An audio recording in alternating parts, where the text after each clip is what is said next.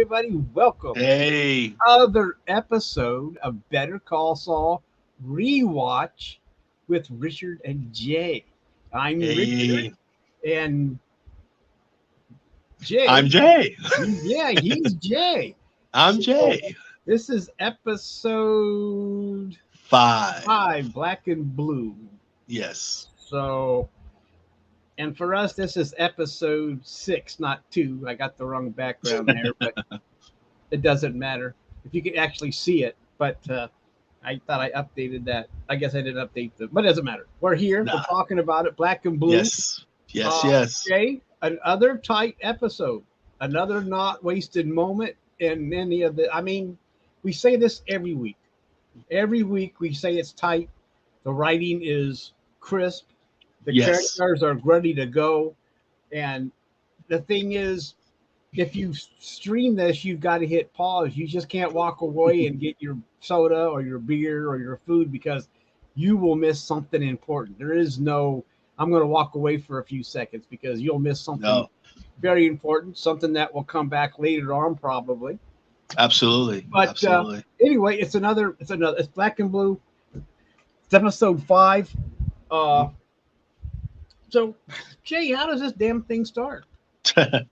um, it actually starts in perspective of another Coldplay, where it starts off where they have some type of music in the background, and with that music, like had like a floss or some type of chemical bottle, and water was being poured in. And when I first saw this Coldplay starting off like that, I was like, okay, this seemed like we're gonna be doing some more meth, like in Breaking Bad. I was like, okay, what's going on? What they're doing, and it kept on going and everything, and then found out it was not really meth, but it looks like they were someone was molding some type of engineering scale that was Oh going into yeah, play. yeah. I kept thinking, I mean, when you watch these things, real quick here, you got Hmm. to pay attention to these things because later on, when they do these cold things, it's going to come back.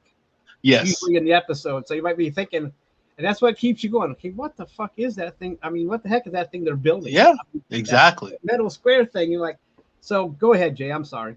No, no, it's quite all right. I'm glad you uh, hit that point right there. But it was very surprising, and like you said, a very important part is that with these Coldplays, they are going to play a very possibly some type of point in the show, which is great, and it keeps you going. So it kept on going, and they were making the music and everything, and the guy that whoever was doing it was very patient and everything, and it was a scale and put then at the end of that almost at the end of the Coldplay they it was some type of engraving, but the engravings was in German, and Yeah, I yeah. don't have it in front of me. I don't know if we could get a picture of it, but it was engraving of in German, and I did find out the translation of that in German, and what it means is that with love, your boys, which is Oh, okay. something that is very, very important. And I think we'll continue with us talking about it, but it's very important perspective of things. But that's how the Coldplay ends, where it shows the scale in mold, some type of engineering scale that might have been used during the time with construction of the meth lab.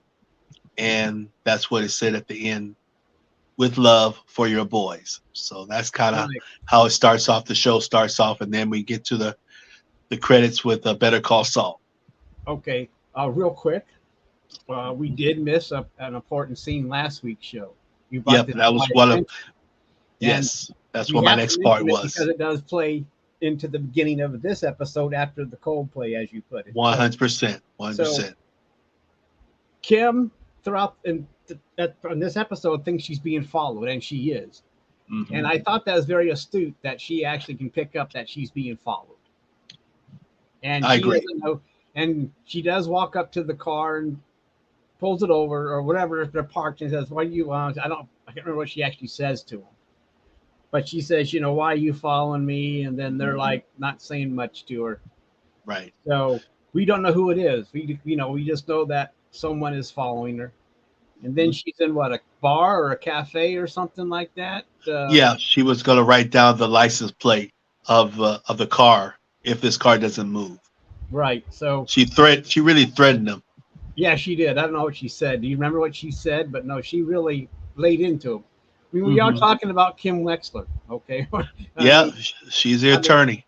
talk about okay. I mean, you know what I say when I say she's also a firecracker.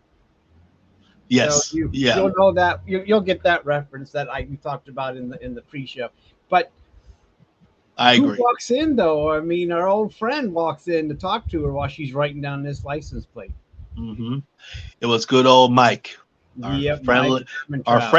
our friendly neighborhood Mike with Gus. Yep, yep, yep. Mhm. But he, you know, he's always looking out for his guys. So, but he also has some words to tell her that shock her, because uh, Mhm. he tells her that the guys are actually watching her, trying to protect her, right? Yes. A little But bit, because go ahead. no, because someone is going to be possibly could be coming to get her and Saul, and someone that she really felt that it was all done with. I mean, something that she was feeling comfortable uh, earlier, that everything was fine, and then Mike mentioned something like you said that really terrified her to get a little bit nervous again. Well, yeah, when you're told that Lalo is still alive, Yep. Dun dun and dun. yeah, it's he's talking to her, giving her the spiel, and then I mean, then he goes, "Look, Lalo is still alive, and we're watching you." And she's Mhm. like, "Oh my God!" I mean, because Oh, yeah. he's, I mean, everyone except for Gus, everyone thinks he's dead. You know, Exactly. Exactly. so woo, so that's Mhm. big news for her. I mean, we kind of suspect. Well, we find out that later on, but we suspected it too because Gus thought so. So we knew he was alive, but now that Kim knows, so that means in this episode, Jimmy's going to find out that Lalo is alive, and that's going to Exactly. send some shivers down both their spines, because they Exactly. thought a man that's out to kill them or injure them is now alive, and no one knows where he is. No, still don't. No one No, no, knows. no Gus one. doesn't know. Mike doesn't know. Yeah, Those is are two he? people that would need to know. Yeah, wherever he's hiding pretty good. I don't know. Maybe he's in Hmm. a warehouse. Maybe he's in the RV with Walter. I don't know. But Yeah, maybe in the sewer yeah, maybe, lines. yeah, maybe. So after, I mean, that out of the way, we Kim finds out during that episode that Lalo's still alive. Going back to this episode, we come back from the Coldplay, and what did you say about that when we came back from that? Where were Um, we? but prior to that, I'm gonna just get back to the cafe scene, which was Okay. from another episode. When one thing I think it was really important too is Kim asked Mike a very important question, and that question was, why are you telling me? Why are you telling me and not Jimmy or Saul? And Mike Oh yeah, replays back to her saying that I think you're stronger than he is yeah. to take all this And shocking news compared to giving it to Jimmy. So I think that's a really important perspective of things that make him kind of think about things a little bit more from that too. yeah, well, we know that she is, but still, for Mike to notice that from what little he knows of her, and plus he has to come out since he knows someone's. I mean, as we know, he doesn't like having the cops called on his guys. We know that from Breaking Bad that that's a big no-no. You don't call the cops on my guys because I might have to kill you. So Right, Mike, exactly. Mike might have to come and do the job, but still, yeah, and you're right. Mhm. I mean, she was shocked, but she didn't freak out like Jimmy would. No, no, that's the thing. That's exactly a great point. Great point, and that kind of leads into the episode, starting off the episode where Kim was in bed with Saul, and getting up really early in the morning and pretty much walking towards the kitchen, and she took one of those chairs and put it on the stool, or should I not the stool, but jammed it up the door to kind of make sure no one doesn't come through because she was so nervous now Yeah, that yeah, Lalo was going to come in or whoever, maybe Lalo or somebody, but she was just nervous and she just came and just said, "Okay, I'm not. I need some protection." So that's what she did. That was the first part of this episode of Black and Blue. yeah. Because now she's on uh, the defensive, Yes. and rightfully so. Now that Mike has told her the news, so after she does that, isn't this where like Jimmy is like all happy and stuff, and she's just sitting there thinking about what's going on because he doesn't know what's going on yet, right? I No, mean, he doesn't. No, no, he does. He because did for get him, up. it's He did all get up roses. too. It's all coming up roses. All his clients, him getting his own office now. Hmm. Uh, that's and so he's like woo doo doo whistling again, oh happy day, and whatever he would do, but I guess it was a musical. He'd break out in song, but Yeah. and luckily there was no musical episode for this series. We didn't No. want that. We didn't want to see these guys singing and dancing in the middle of trauma and mayhem and No. everything else going on. That'd be the last thing you'd want. I Exactly. don't know what No, we song don't want that. I don't know what kind of song that you would sing while Mike's shooting somebody in the head, but Eh, I guess they'd come up with something. I So might. anyway, I might. But I think what I think Jimmy walked into Kim in the apartment, and he saw the chair. He was looking at the chair, and he was yeah, kind of wondering about it too. And then he kind of sat by Kim and kind of had that regret of saying, "Man, if I just didn't get you involved, Kim, I mean, this regret of feeling to her." And if he felt really bad because I mean he brought her into something where she shouldn't have maybe even been around, but she got into it. But he felt so guilty. But one thing he did say to her is that I'm just glad Lalo's is dead, and that's why I want to reach out to you, Richard. Is and maybe you okay, can ask me this is after she said that, or not after what Jimmy or Saul said. I'm just curious why Kimmy didn't come out and tell him Lalo was alive. She really didn't even say anything. She actually just kept her mouth shut and just kind of console Jimmy about it, but not really didn't say anything to her. By the way, I talked to Mike and Lalo is still alive. okay. It goes back to what Mike told her that uh, Mm, he thinks that she's the he's strong one, drunk which one. and plus that's not the kind of news you want to give somebody right off the bat in the morning. I mean, think yeah. The door, the chair, and the door. Right, he's thinking about that, but to come out, like she knows he'll freak out, and he'll probably try to keep her at home and try to tell her, you can't go out there. Yeah, that's true. That's true. He'll become overprotective as he usually does. Okay, Mhm. and she yeah, she's worried, but she doesn't want to have Jimmy like say you got to stay here, don't leave. And once again, because him trying to be the protector, which I guess is, it might sound chauvinist, but still, that's the way people that care about each other act. And Mhm. we're seeing it here because in the reverse role, Kimmy is protecting Jimmy a little bit from freaking out. So, they both look after each other. And that's the good thing about the relationship, that they both look after each other. Yeah, eventually he's going to have to know, but I think early in the morning is not the time, but still, I don't know.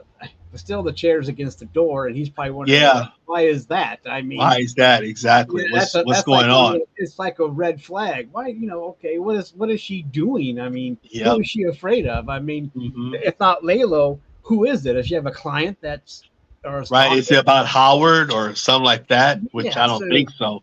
yeah, so really, I just think that she's right now she's just well, you know how that is. Plus, it has the it's really good. I mean, it adds to the show. I mean, okay, when is he going to find out?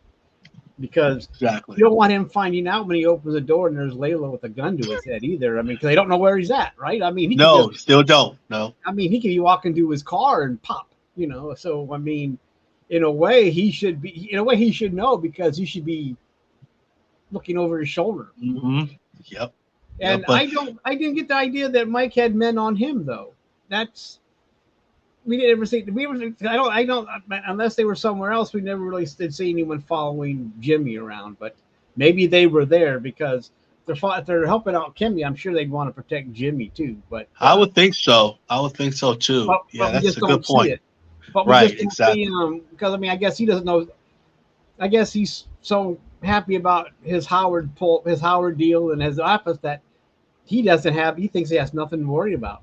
So Right. he's not looking over his shoulder. Kimmy is the opposite. She's always, no matter what, she is still, well, you've seen how her upbringing, so she's always looking out Yes. over her shoulder. Mhm. So, Exactly. when we get to some of her past background later on, we will Hmm. know that, yeah, she does look over her shoulder. And once we get to those episodes, those are going to be interesting conversations between us because that I just agree.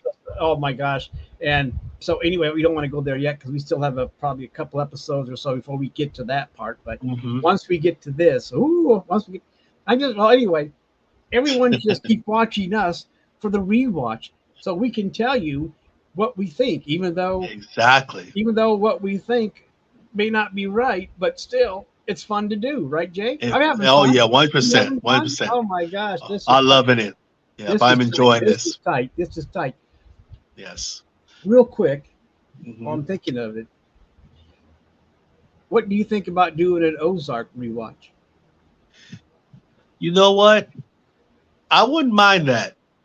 I wouldn't mind that. That would be a kind of something. After this is said and done, we could definitely do something like that.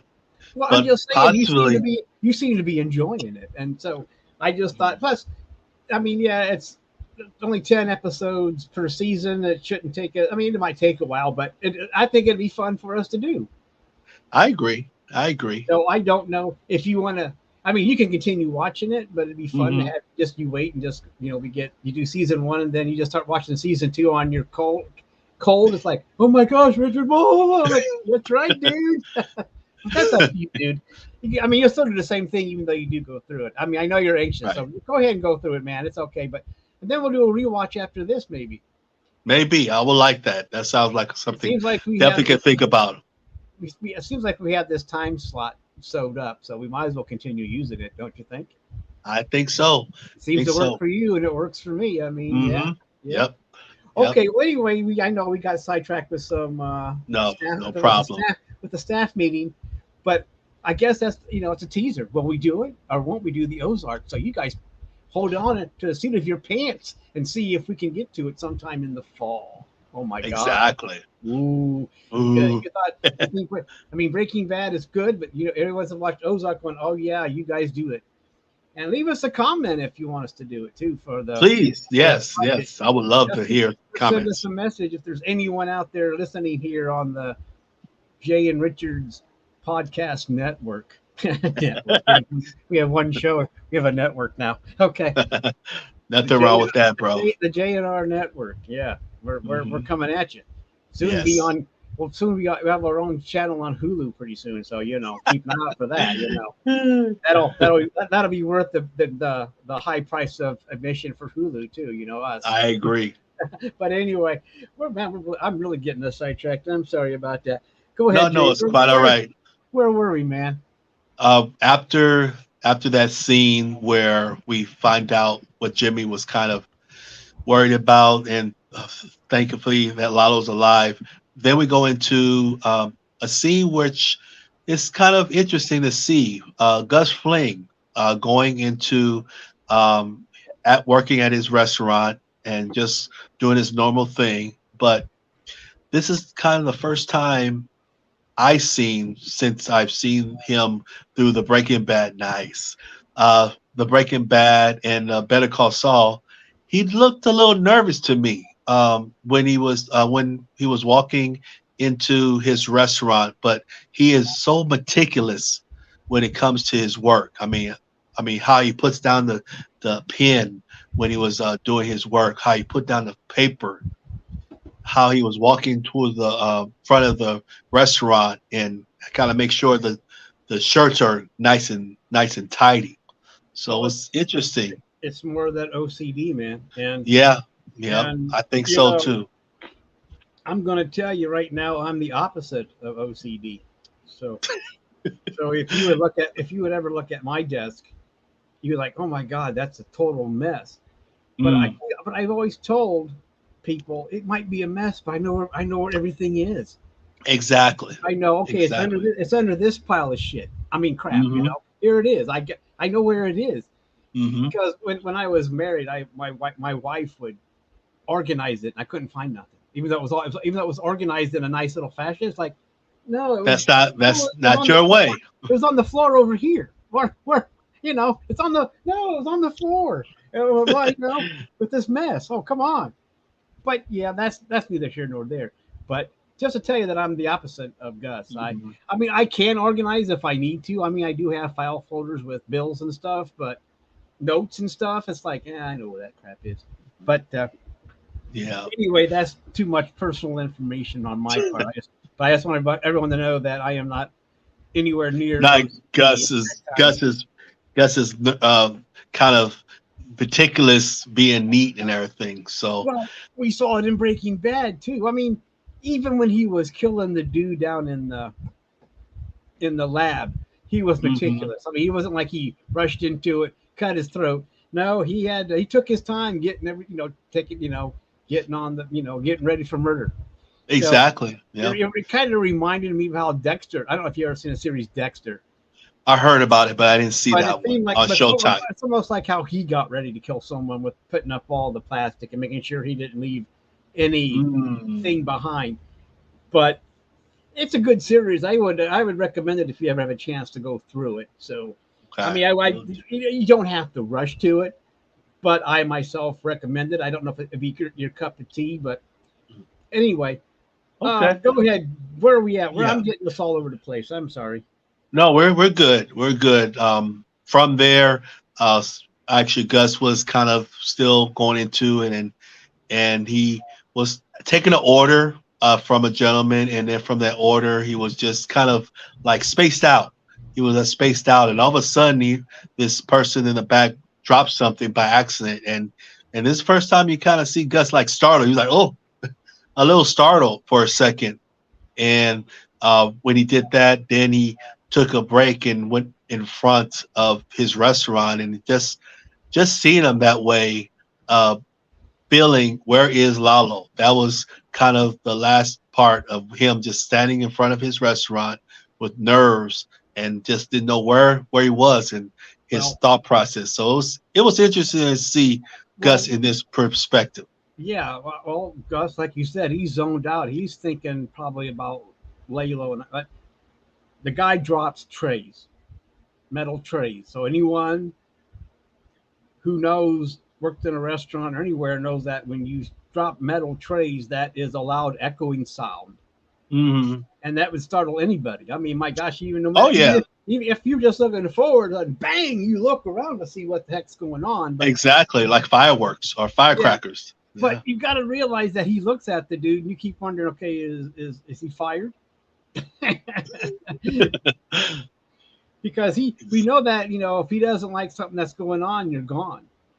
But I'm not. Mhm. But that's we don't ever find out about that. But he does apologize, and luckily it wasn't any kind of breakable stuff. It was just a bunch of Right, trays. It was a but lot of trays. Yeah. it was a lot of cacophony, and it just boom. It just So yeah, so it was him turning.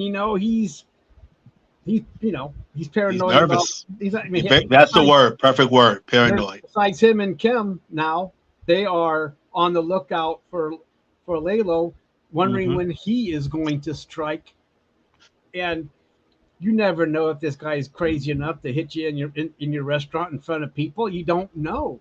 I mean, I Exactly. wouldn't think so, but still, the noise is startling. And plus, like I said, like you mentioned, he's zoned out. We don't know. He's thinking about something besides, because usually when he helps, I mean, he always has that smile on his face, and Hmm. like he's Yep, the curly fries. Can I the have some nice, curly fries? yeah, yeah, the nicest host in the world, but he has things going on in the back of his brain. Everything's going Hmm. on about his operation, even though he might smile and say curly fries. He's thinking, will I get shot tonight? Or Right, or exactly. how is am I going to get my lab done in time to get this meth up? You know, he's All probably this stuff. also, and also, you know, how he's going to actually get his revenge on Hector. So, you know, a lot of things in this Oh guy. yeah, that's right. It's Yeah. more than that. I mean, but still, but for the first time, we see him zoned out. I mean, usually he's Mhm. really focused, but, you know, he kind of goes off somewhere, and he usually doesn't. Being OCD, you know, you think that he's always focused on what he's doing. Exactly. So this, Exactly. you know, so this kind of interrupts his OCD too. Like, wait a minute, whoa, what's going on here? You know, he's not used to Hmm. it. So go ahead, Jay. I'm sorry. No, that was perfect. I mean, you definitely hit it on the nail as far as that. Um, but from that scene, the next scene will go into the aim between Clifford Maine and Howard, and actually had like a little discussion in the parking lot to kind of share their Clifford Maine's concern with Howard as far as, and that's even Clifford telling Howard, I think you should try to get some help. I mean, and then Howard was giving the kind of the reasons. It's like one, you saw the bag, then you saw some type of two people came to your firm saying something bad about me with drugs, and then the Yeah, hookers. yeah, And he was like, then you saw me push a hooker, and Howard's like, that was not me. It was not me. yeah. And I was tried like, to give what? him the I, explanation. I did what? I threw who out of my car? Right, exactly. Then I saw you throw that hooker out of your car. And it's like, Hmm. and Howard's like, what? I mean, Howard can't believe this. This is just another thing that Howard is being accused. Another thing Hmm. that Jimmy has done that's like, oh my gosh, now what? So, you Exactly. know, That's the feeling. you know, everything that Ed Begley Jr. is saying, Cliff is saying, just goes through what Jimmy has been doing to him throughout the season so far. Hmm. It's a good way to recap all what has been happening to him, Very good cap. Yep. and Recap. then Yes. bring up what happened last episode. And you know, it's hard to deny when you have your vanity plate on the back of your car too. Yeah. Namaste. So yeah, so it's a good, you know, that's why Jimmy had to take the car, because you just can't take a similar model. You have to have that vanity plate, so there's no mistaking that Howard threw out uh, Wendy, the hook. Wendy. Exactly. Yeah, Yes.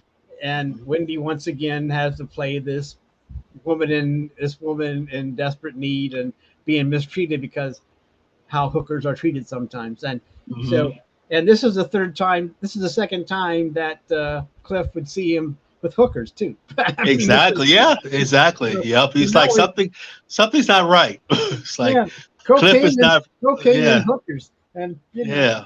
and so anyway, yeah, Howard. Well, that wasn't me. I saw your plate. I mean, Hmm. Cliff is just, you know, Just giving them the act like you need help. Get some help. yeah, you And need then help. Yeah, he you needs some need help. help. And then Yeah, Howard asked him that question. not only, but yet he's mistreating women too. I mean, I don't care if she's a prostitute or a hooker. You know, that's like that Hmm. doesn't give you right to throw them out the door like a trash. No. No. And Exactly. you know, so it's still a bad form. I mean, the hooker's bad enough, but then you're going to mistreat her and throw her out the door Hmm. like she's trash in the middle of the road like And that, just drove off like a and then a drive off. madman. Yeah. Yeah, So that was. not. I mean, hookers are bad enough, but then when you start throwing women out the car and treating them like Yeah. crap like that, and Cliff is.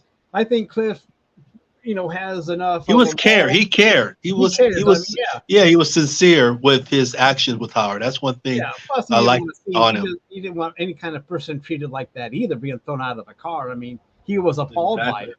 So I don't know if he's just appalled because he thought it was Howard or how the woman was treated, Wendy was treated. But still, this is another new thing for Howard to digest. That now that he's been seen or supposedly seen throwing Wendy out of his car right in front of him, and even that's quite a coincidence that it happens right there. It's not like it happened. You know what I mean? No one. Right now, it's not being questioned that. Wait a minute, it happened right in front of you, of all places. What's going? Right. Perfect timing and everything. Howard didn't think about bringing that up, but still, with his vanity plate, he's probably thinking, "Oh fuck, Jimmy's got me again." Exactly. I'm sorry. I said the word fuck, and I shouldn't say the word fuck while we're doing this. Sorry. Well, I don't want to offend you, Jay. I mean, I know how it's all good. I know how you're sensitive to swear words and I know that you. I appreciate that. But I get it. But I get so excited that I can't help myself. Yeah.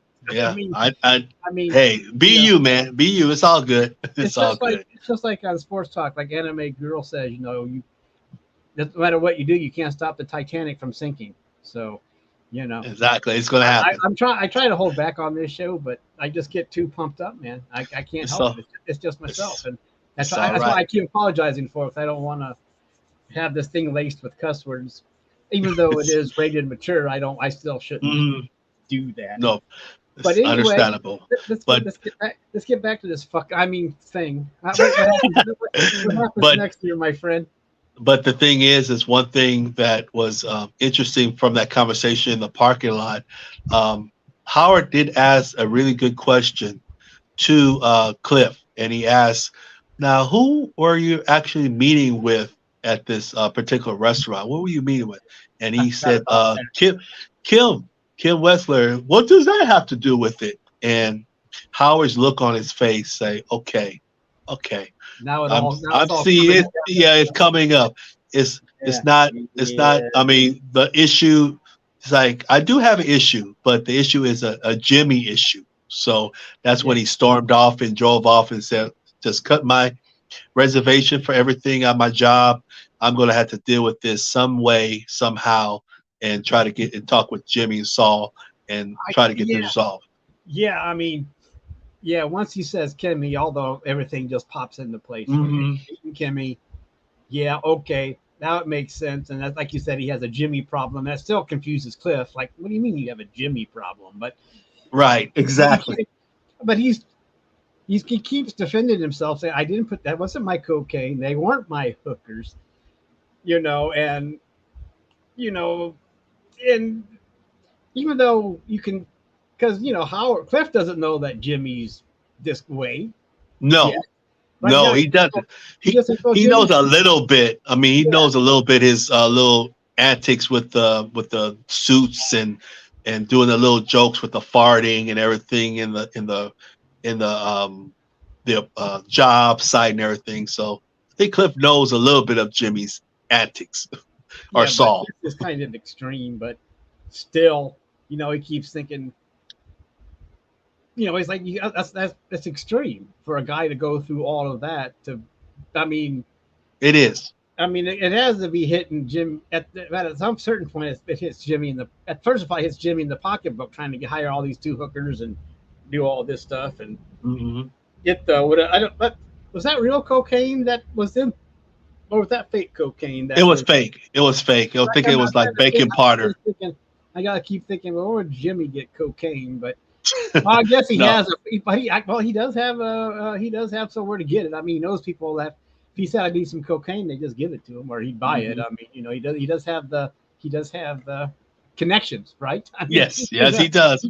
He could probably walk in and take a few bags and walk out, but he doesn't want to get arrested either. I mean, he doesn't want to get caught with cocaine. I mean, then he's up the river. But still, it's just the appearance. It doesn't matter if it's baking soda. It's there.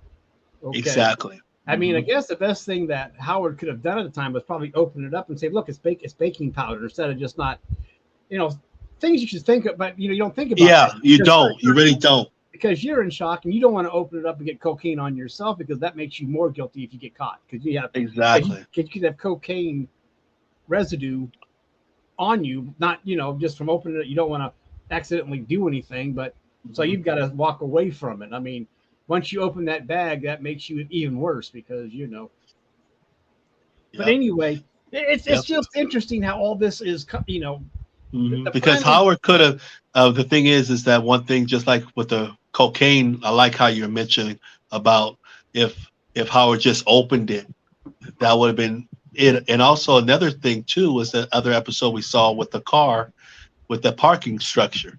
What if Howard came out and just looked and said, "Hey, this is not where I park." yeah, That's another interesting scenario there. yeah. Like Howard kind of, I mean, things were going so fast, he just was not thinking. well, We yeah, want to be here right now if that was yeah. the case. Well, yeah. It's like how much does he notice? Would he even notice that the sign wasn't there? And plus, looking down and say, I didn't park in the yellow striped area, but Hmm. he's too busy. He's a lawyer and he's got a lot on his mind. Besides, he just Yep. came out of a counseling service Yep. session too. Gentler with his So marriage and everything. That's true. about his marriage, he's got a lot on his mind. And to Hmm. him, I mean, maybe he does notice it, but he doesn't really pay attention to it. But okay, there's the sign. Here's my car. I'm out. Hmm. He doesn't realize that he parked that close to the curb either. I mean, he doesn't see that sign. It doesn't matter. He didn't notice, Right. and everything played out for Jimmy on that. And like we said, that was an excellent episode, uh, directed by Ray Seahorn, also known as Hmm. Kim Wexler. So it was anyway. We talked about that last. So Yes. after all this mess and Clifford talking about him throwing the hooker out of his car and him having like you said, it breaks away with him walking away saying, "I have a Jimmy problem." Yep. That's what he needs to do. Cancel all my services to this week. I'm going Yeah, to do yeah. something. He We don't know canceled. what. Yeah, but he cancels the whole week, not just Hmm. well, just cancel the next 2 days or a day. I mean, whatever he's up to is going to take him a week of canceled appointments and losing money. I mean, Yeah, he's, that's true. he's I mean, look, he's seeing clients, and those are billable hours. Exactly. Okay, Exactly. and even working, even if he's not seeing clients, and if he's doing work for somebody else, that's billable hours. Hmm. And I'm sure he's making who knows. I mean, he's a high class lawyer, so he's probably making buku bucks an hour, $1,000 or whatever. I mean, he's not. We know that he's not poor. I mean, so he's one of those attorneys that can charge. And look at the place that they're the place of business. Oh You yeah, that know, big building. Oh so we God, that was we know huge. he we know he's probably bringing in $250,000 a year Hmm. and fees and everything else. I mean, this dude is not poor. But anyway, so I guess that's why he can kind of afford to take off a week. But still, that's a lot of money. That is, then that's not it's not like it's a lot of money he's walking away from trying to figure Hmm. out what to do about the Jimmy issue. And Exactly. that was an important phone call too because he's willing to sacrifice a whole week to see if he can deal with Jimmy Jimmy. before it gets any worse. And Cliff completely loses confidence in this man because remember Exactly. It's in there. they're still working together with the sandpiper thing too. I mean, Hmm. you know, that's the thing too. I mean, they are working together on certain cases, and you don't want them breaking off that relationship. And anyway, go ahead. I mean, that was Exactly. it might have been like a fraction of a second phone call, but it tells you a lot about Hmm. what he wants to do now and what it means to him to get rid of his Jimmy problem. Hopefully, Exactly. Exactly. But then prior after that comes up, then we have a person that we haven't seen in a while. I mean, she's been in Breaking Bad, and she's also been in Better Call Saul. Is a character Francesca coming and knocking on Saul's new, I guess you could say his new and improved, um, well, uh, yeah, new and improved location of his work. So it was really good seeing well, Francesca. yeah. I think her name is actress It's not, name is Tina it's not, Parker. well, I guess it's kind of an improvement from his closet in the salon, Yeah, but yeah, with the cucumber water. there's still work to be done. Hmm. But she's walking, but there's already a line out his door before it opens. I mean, Exactly. this tells you that the business is they're willing. Well, we told you last time people waited in line to see him when he walked into the salon handing out your number 8, and So there are people. So once again, there's a line before he opens. She's walking past the line, and they're telling her, "Hey, you got to wait in line. You got to wait in line." And she knocks on the door, and he's kind of like, "We're closed. We didn't open yet." Then we see him open the door, and here we see Francesca, and she's in Yes. there like, "Okay, why am I?" Because didn't Kimmy send her over? Uh, no, I mean, as far, I mean, prior to this, yes, I think actually, before they were in Or did he another just, or did he shore. call? I don't know. I forget what she said, how she ended up there, but she just walked. Well, she took time off from the job. Well, anyway, she walks in and She he's was like, at the DMV. She was yeah, part of yeah. DMV. But she walks in and she's like looking around and she sees the same, and the toilet is still in the middle of the floor too. I mean, Yeah. this thing still, there's like a little table for her to sit at. It's like a little folding table that he probably went down and got it at Costco or something, you know. Yeah, you know, wherever, you know, Walmart or the Dollar General store. But you know, it was cheap and a seat. I mean, it Yes. wasn't like, but you know, he's just starting out. There's no other chairs for anybody to sit at either. I mean, it's No, empty except for it's this, totally empty. except for her little table and a chair. Hmm. And And then she did ask, "Where is Kimmy?" She did ask Saul, or for her Jimmy, yeah, that's right. where Yeah, is yeah, he because she say? thought maybe she was told Jimmy would be there, but Right, exactly. because I And mean, then Jay probably knows well. She's not going to come down just for me. So if I say Kimmy's here, yeah, she'll come down. mhm, So he's still being Mr. Slickster, you know, trying to, yeah, you know, he's with really this finding his way how to be, you know, very sneaky in what he's doing. exactly, exactly.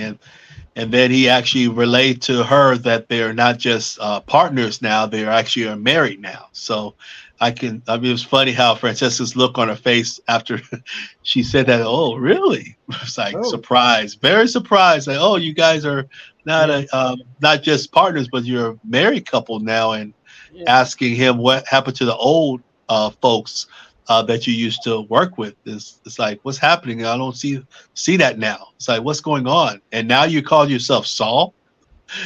So yeah. she had a lot of questions, which I know Jimmy. I mean, it would took the whole episode to explain himself to her about We why his name is Saul, not Jimmy. we'd have to we'd have to cut away and then have a thing that says 2 days later, and that's why I'm Yeah, Saul. That's why I'm called Saul. So, yeah. yeah, exactly. So anyway, she has a lot of questions, and Jim, you know how Jimmy is. He just yeah, okay. And of course now and then she wants to leave after finding out what is this. I mean, Right, exactly. you know, my receptionist, and she goes, Jimmy, I took the day off from the DMV. Hmm. I mean, she's taken, you know, she, as far as you know, it's not a vacation day because she's afraid she's going to, she's losing a lot of money. And then what does Saul say when how does Jimmy solve this as usual? When she says, I took the day off from the DMV. It's all about the money. And he It's goes, always well, about the money. what is it? And she goes, and she's still, well, I'll pay that. And then she starts to walk in. I goes, I'll double it. Exactly. And she's like, Exactly. are you doubling the pay that you were going to pay me? Or are you going to double the money I'm making at the The DMV? V, right. And Jimmy Whatever is thought about cheaper. it. Jimmy's like, oh, Oh, I didn't. Okay. And wisely, he said the DMV. He didn't want to say it, but she paid. She's very good. She's good at what she does, this actress. But the hmm. character too is like, you know, that was a good statement because if you don't specify double what, knowing that well I make more money at the DMV, I'm not. So Right, she asked the right exactly. question. She asked the right question. So who knows Right. how much this little venture for that day cost Saul? But then again, Saul has paying customers. So what? But still, I don't know how much someone at the DMV makes. You know, I don't. Yeah, not I sure, but mean, they probably make decent money, but it's a mhm. government thing, so it's probably some kind of wacky number. But it doesn't matter. She's going to get double the money just to sit at this rotten desk and a dirt floor and And all these and beside folks. and beside a toilet. So I mean, everything is, you know. Anyway, Uh, at least he's got her services for a day so far. hmm. Exactly. So that Exactly. was a good exchange and a Hmm. good look at Francesca, how she can think on her feet, her concerns, and then when it comes down to money, like, okay, let's make some money here, you know. So, and I think she kind of knows that she has Jimmy over a barrel too, because if she walks out, there's no one else to do this job. I mean, Yeah, yeah. I think he really trusts her a lot. I mean, I think after they were Kim and Jim were together, working together, and prior to this, uh, she Jimmy felt confident with her. I mean, yeah. even I think even Kimmy wanted to interview more people, not just her, but Jimmy felt something with Francesca already. Well, And it's somebody you know too. I mean, it's that because if you're hiring some stranger off the street, and plus we got we know in the future that she also has to do some kind of shenanigans. I mean, it's not like Mhm. a straight job. We know that No, this person, no, this person, as we get into the other stuff with Breaking Bad, we know that okay, she has also be willing to do some shenanigans that may hmm be a little shady, right? exactly. Yes, yep, yep. Especially with a certain phone call. And hmm and that's referring to Breaking Bad, but I'm not going to spoil that. But I'm just going to tell you, No, if you haven't watched it, there's a phone spoiler call that, alert. yeah. Well, it's not a spoiler; it's just a teaser. Like she makes a phone call That's that true. could get her into a lot of trouble if she gets busted. But it hmm was anyway. It doesn't matter. So anyway, she does take the job. Oh, she takes the job for that day. We don't know if it's going to be a. We don't know anything yet. We don't know if she's going Exactly. to, and we don't know if that double the money that Jimmy's offering is going to last forever either. We don't know what. But anyway, she's there for the day. There's customers outside waiting to come in, hmm and I guess and there's no seating, so we don't know if they're going to be able to come in and stand around or have to wait outside to wait their turn. Yeah, one at a time. I think that's what he told him. One at a time. Yeah, yeah, That you have waiting to out wait in there. the wait outside. Yeah, waiting out there in that New Mexico heat. Yeah, let's do that. hmm Uh, Yeah. so anyway, he's open for business now, right? I mean, Yep. this location is well, it was open before, but no, I mean now it's open for officially. This is the first day, hmm right? I mean, hmm for this location. Yes, for this location. I But mean, after they, I mean, after the that setup, I think the next perspective was when Kim actually talked with another co-worker of hers through um, another company, and they had like a little luncheon. They talked. I think that's what the next scene was going to come into play, is where Kimmy was going to talk to one of the lawyers that is still working with the Sandpiper case to get a little bit more information for this Howard scheme that they're really plotting. So we had another person that come in, Viola was another character that came into play, and she was in other prior episodes with another attorney company, and she came and was talking to Kim, and I think that's when uh, Viola mentioned to her that they're going to do some type of special hearing for the Sandpiper case, and found out there's a special type of lawyer or attorney that's going to be part of it. And I think that's when Viola mentioned to Kim this name that I think Kim needed for this Howard situation that we're getting for the mark. So that's kind of where we that was the next scene after when it came up to the situation with Jimmy. Then they showed Kim and this attorney Viola, and how Viola was so proud of actually Kimmy doing her own thing. That's one thing that it seems like everyone does when they talk to Kim. They really appreciate her honesty and appreciate her hard work and appreciate her wanting to do things for the little guy. That's what Kim really likes to do, is support the little guys and try to help them in cases. And that's what was pretty cool that Viola mentioned that to Kim, and I could just saw it on her face that she was pretty pretty kind of I mean, kind of emotional a little bit on that. I think after hearing that what Viola said. And I think even Viola mentioned also say, "I'm glad you make me a better lawyer," which was pretty cool. yeah, yeah. So that was a good scene too. Mm-hmm. Yep. But I think after that little snippet, then we get into the pretty much, I guess, the title of this episode, Black and Blue. That's when we come into play where Jimmy was on the road for another case, really late night, and it was for a guy that had some type of issue, and his name was Mr. Ward, Yeah, yeah, which was yeah. pretty cool. Mr. Ward needed some help, and Francesca was on the phone with Jimmy, and Jimmy was like saying, "Why do you need to meet me?" And I think he mentioned it sounded like a money. Money was good, so that's when Jimmy walked into this building and saw Mr. Ward and found out that Mr. Ward was Howard, which And was where is Howard standing against? What is Howard? I mean, this is not. I mean, this is turns out to be boxing, uh, a boxing gym, yes. because there's Howard standing right there by the ring, and it's like, oh my gosh, this is Hmm. incredible. I mean, what? I mean, plus you're surprised that Howard would be in a boxing gym, and I Exactly. mean, you don't think about you don't. I mean, it's just something you add to a character. Like, okay, he actually knows what he back there, but maybe he just running it for the night. I mean, so far he has an outlay of cash for all of what he's getting trying to do here.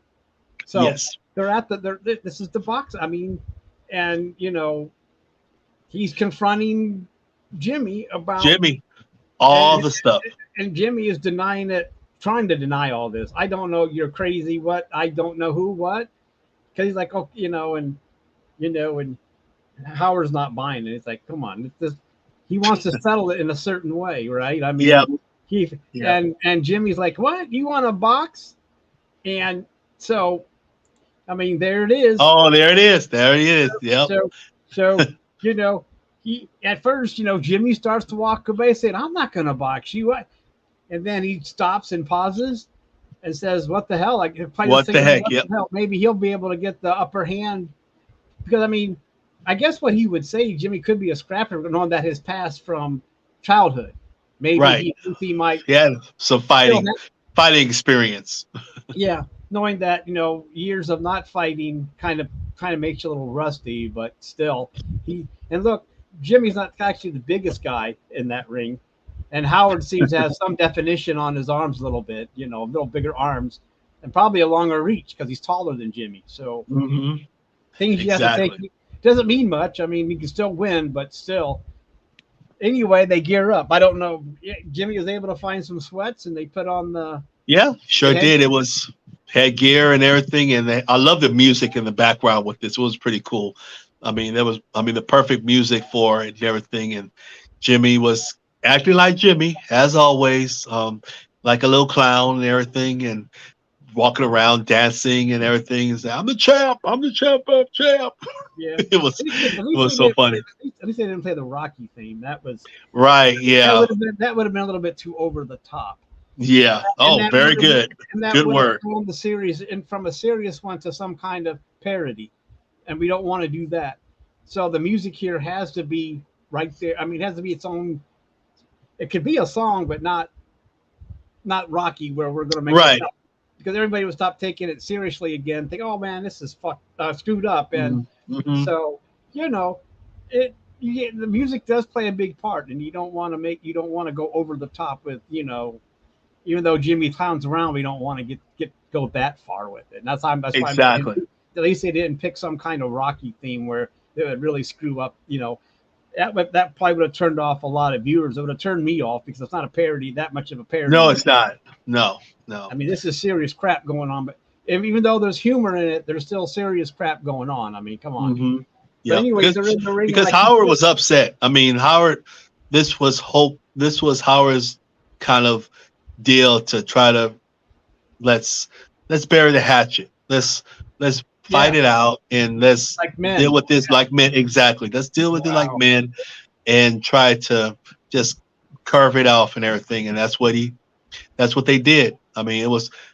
I mean, Jimmy was being a little silly. But then when Howard gave him a little punch in the ribs, I mean, they said, okay, Yeah, this is not fun no more. This is being a little serious now. yeah, but Howard's mad. I mean, Jimmy Yes, joking around all he right, does, but exactly. He was Howard, serious. yeah, you know what you say. If you mess with the bull, you get the horns. Yep, exactly, I mean, exactly. yeah, Howard's not, Howard's not, he can joke all he wants, but Howard, has had enough with all the hookers, Hmm. the cocaine, the so-called cocaine, Hmm. and it has to end because it's because Cliff is like you said, Cliff wants to, you need help, so whatever, this is getting really serious on Howard's side, where Hmm. people think he needs help, and so Jimmy could be joking around, but then now, like you said, he gets set and thinks, okay, Howard's not screwing around. He's got to get serious himself. So Yes. so it continues, and Hmm. Jimmy's trying to get in there, but Yep. It it was a good. I mean, it was a very good scene between the two with the punches and everything. And then Jimmy did get some punches into Howard too, which was good. He gave him a little rub, hit him in the ribs and things like that. But all in all, after it was said and done, Howard gave him a really good uppercut, and that was it. It was yeah, night Jimmy. night for Jimmy. Turns out Jimmy had a glass jaw. Slippy Jimmy. Yeah, Slippy Jimmy got TKO. yeah. He didn't slip away this time. We find out that like I said, we found out that he had a glass jaw. So plus, Exactly. I'm sure Exactly. Howard put everything into that punch too. Like I said, he wasn't pulling punches. Oh no, he was serious. He He was was serious. serious. So he knocks Yep. Jimmy down. Jimmy's down for the count. Hmm. Yep.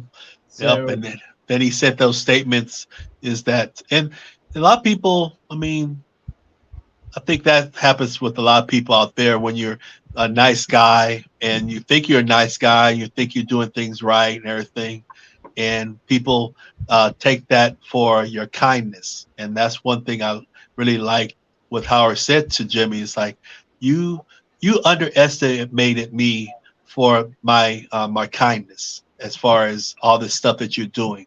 And he said, do you think this will work and you will stop? Probably not, but it was something at least Howard stuck up for himself, and that's what I liked about Howard. He stuck up for himself for all the stuff that Jimmy was doing, or quote unquote, Jimmy was not doing, but Howard, I mean, Howard felt like he was doing, but Jimmy denies it, of course. yes, and the thing is too, Howard knows that this has to be done in a legal way. He just can't have a fight in the hall outside because then it'll be Yeah, assault. But exactly, exactly. but He did it but the right but, way. but if you box somebody, I guess it's legal to punch each other. I It's know, illegal. I It's a know. legal way to have a fight. Yeah, It's like okay, it's really weird how you can draw these lines. Like okay, if they fight in the street, that's assault. If they fight in the ring, it's okay. it's entertainment. Well, they're not entertaining anybody. I mean, you got to remember this is just them Yeah, two. I mean, but it's legal because they're in a boxing match, a right. boxing. That's true. So Boxing ring, yeah. yeah, Sparring. so outside the boxing ring, it becomes assault, and That's can true. can lead to jail time or press charges and all this stuff. But whereas, okay, let's go to this little square where it's legal to punch each other because I mean, you know what I mean, Jay? I mean, Hmm. think I about do. I do. Yep. it. I mean, even it just depends on where you're at. I mean, just like if you have a fight in the hockey ring, no one gets arrested, but you can sit there and pound the crap out of somebody, Hmm. even draw blood, and you go in the penalty box for two or That's five all. minutes, and then you Yep. come back out and do it again. So it's weird how certain. I mean, I know they try to get this assault thing in hockey before, but still, it's part of the entertainment. It is. Yeah. But still, that's. But I'm just saying, it just depends on the venue where you can get away with that kind of shenanigans Hmm. I because agree with you on that one. it's like if Howard would come up and say, "Let's have this fight here on the sidewalk." The police come, they both go to jail, and they sort it out. And there's assault. And then Jimmy say, "Well, Howard hit me first, so Howard gets assault, gets a record, and it hurts his legal thing." But this way, it's like two men. It's like a gentleman's thing, like a duel back in the old days, Hmm. where you could actually shoot each other and it was legal, but it's not anymore. But you know what I mean. Back in the 1800s, 1700s, you could have these duels, and they usually missed anyway because those guns were crap. But still, anyway, it doesn't matter. It's just that Howard thought about being a lawyer. Thought, okay, how can I legally do this? Oh, boxing ring. I mean, right there, it's legal. You have gloves. We have the headgear. Yep. If Jimmy consents to it, well, then it's okay. Yep. Right? And we have a witness. That's the referee is the the witness. referee. Yeah. The referee's there. There's a third guy. He's a witness saying that Jimmy did whatever. And, luckily it didn't get out of hand where, he put Jimmy in a coma or whatever happens. And right. Yeah. Things could get pretty nasty, but yeah, could. I don't think Howard was that pissed off. I don't think Howard was, Howard just wanted to knock him down and just give him some humility. I think, exactly, and say, look, I'm willing to fight back. I don't know what you want. Howard is like thinking, look, let's fight. Let's get this out of your system, and then we can walk away. You stop with the hookers, the cocaine, right? All this stuff. Whatever else you want to do, Let's just come on, man. I mean, I know you're pissed at me for something. Let's just squash it. And Howard's like, look, I'll give him a few good shots. I'll give him a good few shots. And he'll feel good about himself, but in the end, I'm going to knock him down and say, "Guess what? You missed, like you said, you underestimated me because I will fight back. He has to because Jimmy is putting him in a corner. He really has because Clifford really is amped to getting Howard help, and I think he's still right now. I bet he was really aiming to say, Howard, you need some help. I mean, Clifford has a son that was part of this concern that Clifford had, that he has a son that was going through the same issue. So that kind of made Howard, or I should say Cliff, a little concerned on Howard's behalf. So yeah. And plus, like you said, remember a few episodes when the couple came in thinking that Howard was on cocaine when they were doing yes. I can't remember who they were. What were their names again? They were in that trailer and trailer. Yes. What couple was that again? Oh my God! I need to look at my notes. I know I have it here. Anyway, they were the ones that Jimmy talked to. In season 1? Was that season 1 when he was? Yes, it was season 1. It was. So they weren't too happy to see him, and it was all part of Jimmy's. It was the plan. It was the plan. I mean, Jimmy knew what he was doing. He knew that what would happen. That's what he wanted to happen. Exactly. He wanted them to think that it was Howard because at first they thought it was Kenny. You mean that blonde was on cocaine? No, it was the other one. So they ran off to Clifford. Clifford's like, okay, but still give Cliff. It does give Cliff pause again, right? I mean, yes. You might kick him out saying, well, I can't do this, but he still, when he walks out, he's like, you can see the thoughts going on in his head, like what's going on with Cliff, and then as it continues, because remember, for those of you who don't know, Cliff has been witness to all of it. Nobody else. It's just been Clifford. That is very true. Yep. No one else. Yeah. No one else. So I don't know if Jimmy thinks, because they do have a partnership, and I don't know if Jimmy thinks that Clifford would be that gullible or whatever, but still, Clifford has been witness to everything that Jimmy has done, except for the bowling balls. That was something. I don't know where that came from. I don't know what, but anyway, the boxing match is Jimmy gets knocked down. He's not happy. He does walk away. And to me, I think this just makes him more wanting to get even with Howard because he got put in his place. Yeah, that's true. I think, like you said, he's joking around. I think he got a little too cocky, thinking, well, back in my street days, what town were they? Weren't they from like? Were they from? Did he grow up in Albuquerque, or did they come from a bigger city when they were growing up? I keep thinking he was in the tough streets somewhere else, but yeah, I think it might have been Philadelphia, maybe. I think Philadelphia or Detroit, something like that. Yeah, but I know it was somewhere where he had maybe it was Albuquerque. But when you think of Albuquerque, you don't think like the mean streets like you would of right Detroit and Philadelphia. Where gangland activity. I mean, I'm sure there's probably gangs, but you know what I mean. Yeah, I When do. you when you when you think of the suburban or the city crime rate, you think about those kind of cities where it's rampant because these cities, especially Detroit, being in decay and everything else. But it doesn't matter. He took his he took his street cred into the ring and thought he was going to win. Yeah,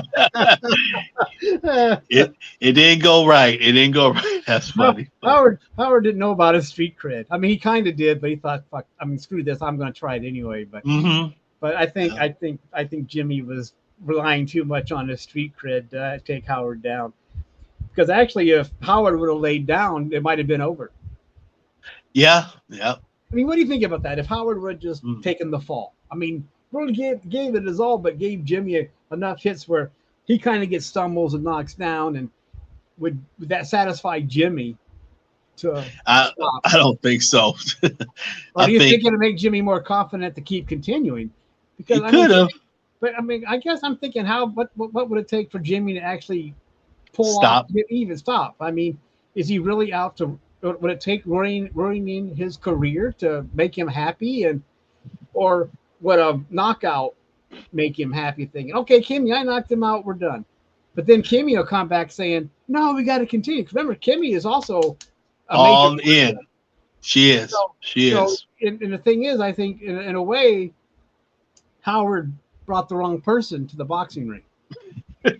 Yeah, maybe Kim might have been a by person, and he knows that Kim is involved Yeah, because he asked that question. it should have been a tag team between Jimmy and Kimmy. Could have But been. but then watching Howard beat up on pounding on a girl and not be, even though Kimmy could get some shots in maybe because Kimmy is not, hmm who knows what kind of Kimmy is a girl. We'll find out, a girl of the streets. Yeah, yeah. We'll So definitely find out sooner so she might sooner be about able, that. who knows, she might be able to hold herself against Howard. I mean, she might. I mean, she's scrappy and she's probably quick on her feet. I mean, she's slim enough. I mean, I don't know how much, but she might be able to probably dodge more. I mean, quicker to dodge his punches than slow Jimmy. But plus, Kimmy might even be more motivated than Jimmy because of what Could have been. Could have been. since Howard thinks she can't do anything on her own. So Right. she would have Yep. been pissed off too. So she would have more motivation maybe than Jimmy. What do you think? I, I think so. I think so.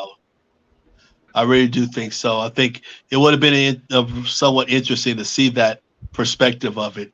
It might have been maybe not in the fighting ring, but maybe something else. But Yeah, but still, you got to remember he doesn't realize that Kimmy is the one that kind of egged Jimmy on. Jimmy's starting to hmm enjoy it, but because Jimmy wanted to stop after the bowling ball bowling incident, ball, right? Exactly. and then she's He like, was done. and then she remembered that what episode was that, two or three? That I mean, it was early on in this. It was. It It was was. early on, and she said, "Well, let's continue." And he's still like, "What?" Yep. Why? Oh, but now he's behind it. I think Kimmy has drawn him in, and now he's starting to enjoy himself. And he think, yeah, let's continue with this hmm vengeance stuff. But really, he was going to be done, and so in a way, he needed to address both Jimmy and Kimmy, not just hmm Jimmy. But he doesn't realize how strong Kimmy was into Yeah, I don't think so. That's one perpetrating thing. this whole thing against Howard. He just thinks that she's just. I think she's playing along with Jimmy because they're married and Mhm. all this crap, and she doesn't know that how vengeful or how much of a vendetta that Kimmy can have as well. And we're Exactly. finding that out because she wanted to continue. So, like I'm saying, he probably should have took on Jimmy and then brought in Kimmy, and then maybe it would have been over if he would have kicked both their butts, or Mhm. Kimmy would have kicked his butt, and then she would have been sad. I think if she would have kicked his butt, she would have been satisfied. I don't know. I really don't Well, I know. don't know because if it She's depends kind how of a much. trippy. Well, if she would have jumped on top of him and just started going bam, bam, bam, maybe you know how that happens. Maybe, Maybe yeah. take off the glove and just start pounding the crap out of him, bringing out blood, saying, Maybe "Okay, she would have been satisfied. Yeah. okay, I feel better." You go to the Mhm. hospital, get some stitches, and we're done. Ooh, thank you, Howard. Now you know that I can take care of myself because I Mhm. just beat the crap out of you, and you've got Right. bloody face. So go.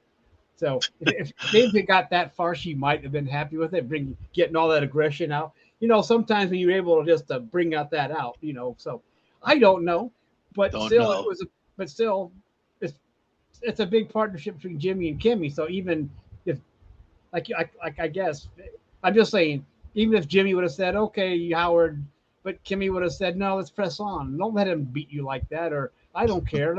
We're almost there." So I Hmm. think Kimmy would have still talked him back into it, even if Jimmy would have backed out I at the think so. boxing ring. So we got to remember that this is a partnership, and I don't think, like I said, Howard doesn't know how strong Kimmy is, wanting because she kind of wants this more than I think Jimmy does at a I point. think so too. I think so The too. way he talked down to her in that courtroom, saying, "Remember, Hmm. he's like telling her, look, you can't go on your own. I don't know what you're doing with Jimmy."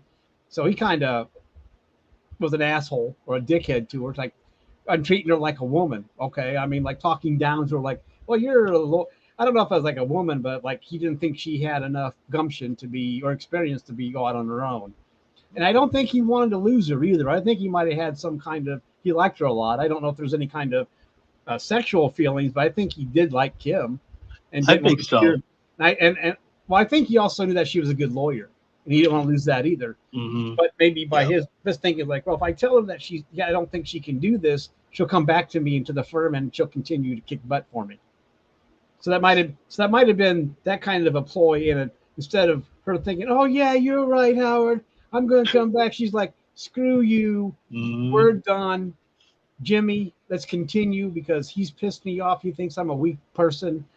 yep. And even though, so if that was Howard's idea, it backfired. Because sometimes these things backfire. I mean, Howard's trying to appeal to her, like saying, well, but Howard can be kind of a dick, but still, Yeah, that's I true. don't, I don't, and I guess thinking about it now, I don't think he wanted to lose her because he knew that she was talented and he didn't want to lose her from the firm because she was, the sandpiper thing and the property thing. And, Hmm. he knew that she was an important person, but maybe him trying to tell her that he didn't think she was ready, she would come back thinking, I think maybe Howard thought he had more influence than he did. He wasn't the That's the influencer. His TikTok, that's it. his Yeah. TikTok video did not appease her. He wasn't much of an influencer on YouTube saying, "Kimmy, come back." So he did. But anyway, it goes back to that, and I think that's Kimmy's trying to prove herself to Howard, thinking, you know what, I'm not weak because he doesn't know her street cred. No, he doesn't. No, If anybody maybe has the Jimmy. street cred, it's Kimmy. Yep. Kimmy Yep. has the street cred too, Hmm. and she's She using does. that. And because I mean, she's had. We'll find out later what kind of street cred this woman has going Hmm. back to her. Anyway, we'll find out. I'm not going to say Yes. what. That means you have to keep watching this to find out what we're talking about with Yes. Please do. street Please do. We're cred. going to talk about it for sure. Oh yeah. But anyway, that's okay. The boxing match is over, right? I mean, you have anything else on the boxing match? Uh, the a key thing that happened after that, which was important, is Howard going into a vehicle with another gentleman, and we found out that other gentleman was a private eye. And Howard explained to the private eye to make sure that you keep an eye on Jimmy wherever he goes. Keep an eye on him, and he asked, "Is there any particular time or reason or anything?" No, just keep an eye on him. I want you to do that.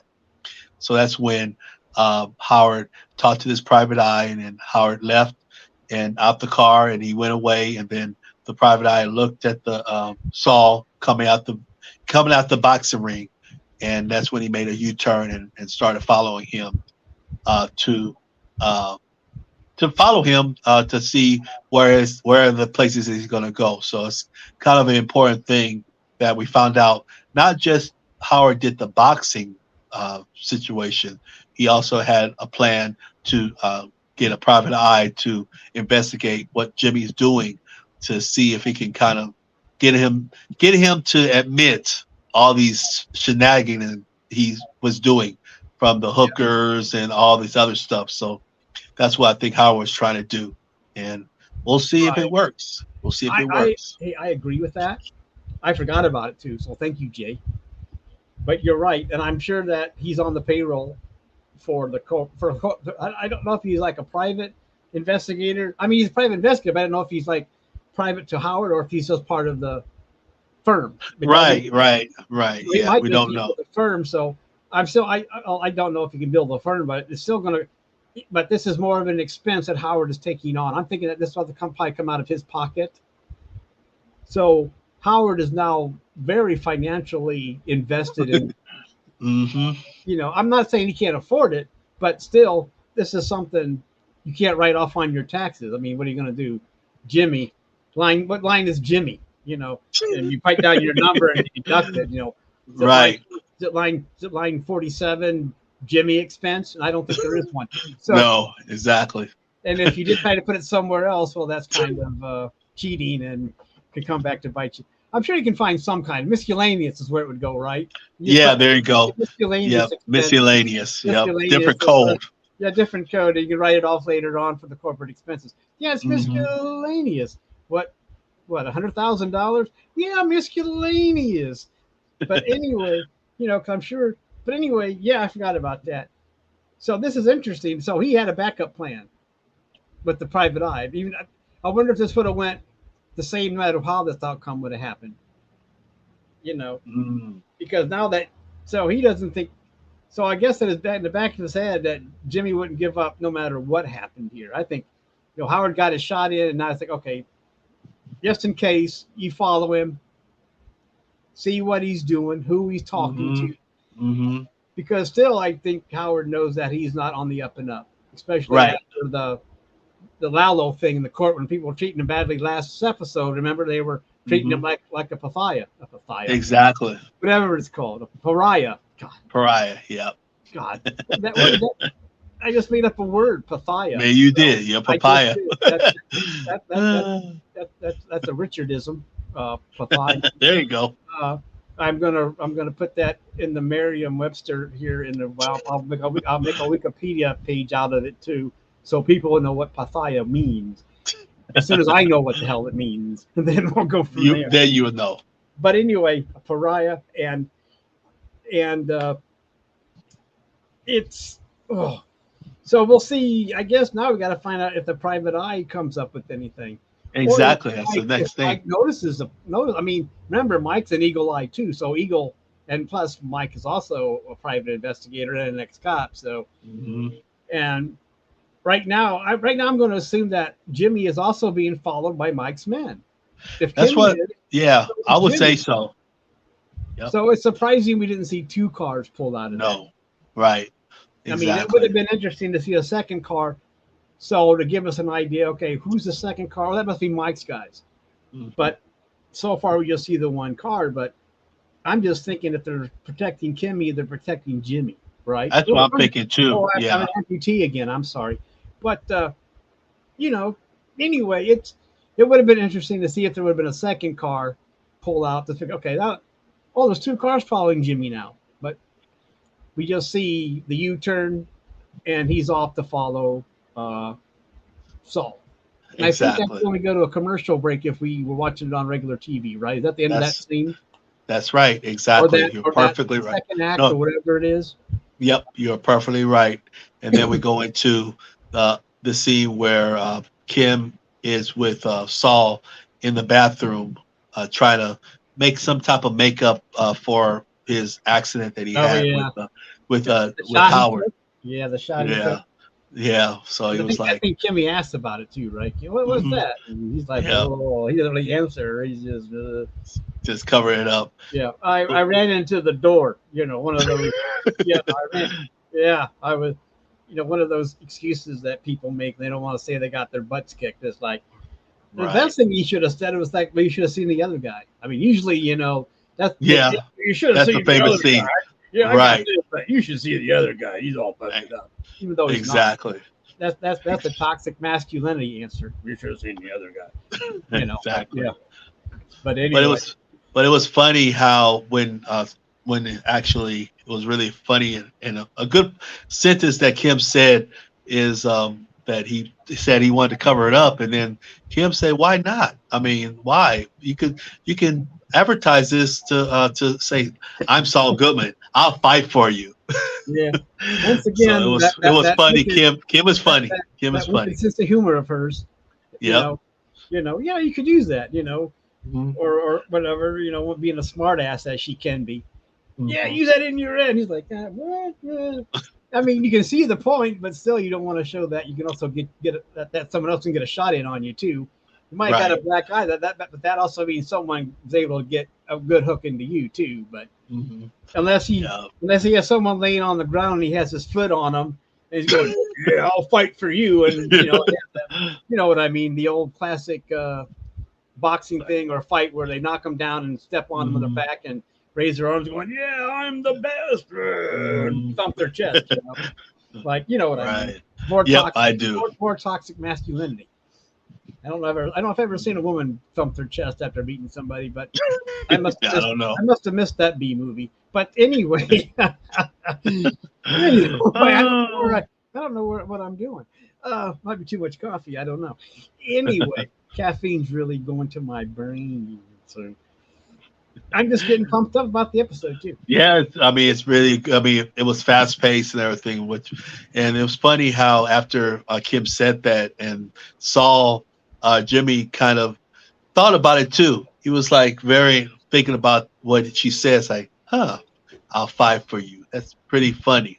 So it's just very, very funny kind of humor when it came into that. And then I think from there we go into Gus's Fortress of Solitude. That's what I like to call it. His place where then we see Mike going into the other house right beside Gus's house in a truck or SUV in the back, and go into and actually talk to the security guys and say, "Is everything cool? Is Lalo around? Is he?" And then he was trying to tell them, "No, everything is good. Everything is good." And then from there, which was interesting, Mike asked, "So is Gus asleep?" And the security guy said, "No, he's just shook his head." He's like, "Go into that bathroom." Well, this is another OCD moment where Gus is washing his hands and he's fixing his tie. And that's when, he's doing this stuff. Then Mike, like you said, asks him, goes, "Well, the whole purpose for this is so you can get some sleep." Exactly. That's why they went through all this preparation, security, and all this, the cameras and all that. All this expense to construct. There's a lot of money being spent by these people. Howard, Gus, Jimmy. I mean, they're almost helping the economy with what they're doing. They're helping, and Jimmy's helping Wendy buy more root beer, and so, and probably condoms, but you can't mention that. No, we can't. I mean, even though you hope that she's practicing, and plus support her upcoming meth habit. So Anyway, that's Wendy. I don't know. I like that character. I like how she plays the character. This actress that played her. I mean, we've talked about it before. Everyone that's in this show does an excellent job. And if there was, I agree. If they would give, everybody would warrant a participation award. I know. I mean, not just for the heck of it, but because they actually deserve it. Okay, it's not like you can only give one award when you do these other award shows, but if everybody deserved some kind of acknowledgement besides an IDBM or not whatever it's called, IDB whatever acknowledgement or whatever, or a Google thing, all of them would acknowledge an award. But I don't know. I agree. IDMB, right? Is that what it is? I think so. I can't remember. I'm trying to put that in. I'm trying to visualize it in my brain, but I'm sorry if I got those acronyms, that alphabet all messed up. But anyway, where were we? We actually, when he was, like you said, the OCD moment was coming into play, and Gus was scrubbing something. I don't know what he was, and then Mike was just standing there. Oh my gosh! Think about this. He has a toothbrush. And he's cleaning the caulk in the shower. Yes. Talk about a tedious task. And he did it. Anybody that has done this, because you get that residue in the caulk there between the tiles. I don't know if you've ever done that, Jay, but no, not that intense. I mean, maybe with the scrub, but not with the toothbrush. Not with a toothbrush. That's like something you see a punishing like for in prison or something. Take the Right. toothbrush and do this because you Hmm. misbehaved. But Exactly. this goes to his OCD and how he, because he's down on his hands and knees, bent over the tub Hmm. or whatever, and he's just going to town. And I Exactly. mean, with a Mike was like, toothbrush, "What are you doing?" like you said, you have this scrubber thing where you try to, you keep on top of it. But with a toothbrush and how long that would take going all the way around. But anyways, this is Gus, and I think this Yeah, is part of Gus trying to keep himself busy too because he's worried about himself and worried. So worried. He's just worried. Even when we saw him earlier with the kitchen yeah, when he was in the at his and restaurant, he so does it, and he I was think just it still also, worried. and I think it helps him think too. He keeps busy, and he's doing this thing, but in the back of his brain, plans are going forward and forward. I think this is the kind of man that he is. I mean, he may be doing something, but he still has things in the back of his brain and working and stuff. But still, Mike Exactly. comes in and says, "Look, we did this so you can sleep." And I just don't think Gus can sleep. I just think like, okay, I know, but I can't. I'm too worried. I have too much on my mind. Hmm. Maybe he's having some kind of uh, anxiety or whatever. Maybe not anxiety, but oh my, bipolar Right. moment where he's all pumped up and he can't sleep because he's up there. He's up. If he has bipolar, he's up here and he can't Yeah, he can't. sleep. Yeah, He anything that rattles him, he'll just wake up. yeah, Oh my God, I got yeah. to check on this. I mean, maybe later So on when it's done, he'll crash down and can pass out. But right now, if he's bipolar and things are just up here, he can't. He's not. I don't know if he does or not, but it just reminds me of like someone who gets all pumped up and just can't go to sleep because the endorphins are just shooting through his brain at a high octane, and you know, plus the inner. I mean, this is a guy that could hire people to do that in the shower. I mean, yeah, that's true. He don't need to do that. he could No, get a I mean he that's could hire a whole crew. Look, clean my. I mean, after it's all said and done, have them come in and just clean my bathroom. But he's doing it himself, and this mhm. just goes to show that the OCD and whatever else is going on in his brain, and we've seen it. And yeah, this is just Gus, and this is Yep, one of his. yep, And for better or worse, that it helps him to a point. You know, but he's not exactly. sleeping. They go through Nope. all this, and like Mike says, go ahead. You go ahead, man. I said enough on that. What do you got? What? No, no, no. That was. I mean, you hit it around the nail. That's kind of the level that Gus is, and after that, pretty much that perspective of it, he got up very calmly and told Mike to tell his man that we're going to take a little ride and Hmm. drive off, and found out that he took a ride to our infamous laundromat of the meth lab, of the birth of the meth lab, seeing it from the building of the construction of it and everything, which was really cool. It's really great to see this scenario. If you're Breaking Bad fan, it's really great to kind of see this angle of the meth lab compared to when we see it with all the other characters in the Breaking Bad. So it was really cool, and then it was just Mike and Gus just standing there, and Mike kind of explained to him about something about a hole that is buried, so no one really can come into this place. If you think Lalo is going to come out of somewhere and pop up, I don't think you can. So that's what he told him, and then that's when Mike told Gus to say, "Okay, I'll let you just stay here for whenever time, and I'll be upstairs." So it's just interesting with that, and then seeing how Gus um, just was very quiet. That's one thing, like you mentioned about his OSD. He's very quiet. He's very meticulous, and that's whole scenario of that scene of him going down the stairs, checking things, checking the electricity, checking his gun, and checking all that, and doing all these things is very very important. I mean, I'm just gonna say it like that. I mean, we're doing one episode at a time, but I'm just putting it out there, a little nugget out there that this what we're seeing right here is very important. And sometimes that's one great thing about episodes and shows. these little small scenes that doesn't really have any words or any type of language or anything like that. It's just the actor doing something is really going to play a part later on in the series, which is great. So um, that's why I wanted to put out there. But what did you think about that? Seeing that scene? I liked the opening shot when they're going up the stairs and you can see that the washing or drying machine is tilted up. Yes, yes, We yep. have that was an excellent way to open that up because Hmm. we've never seen that angle before. I mean, Nope. we've seen it come up from behind with, but this gives the illusion that there's actually a hole underneath the washing machine.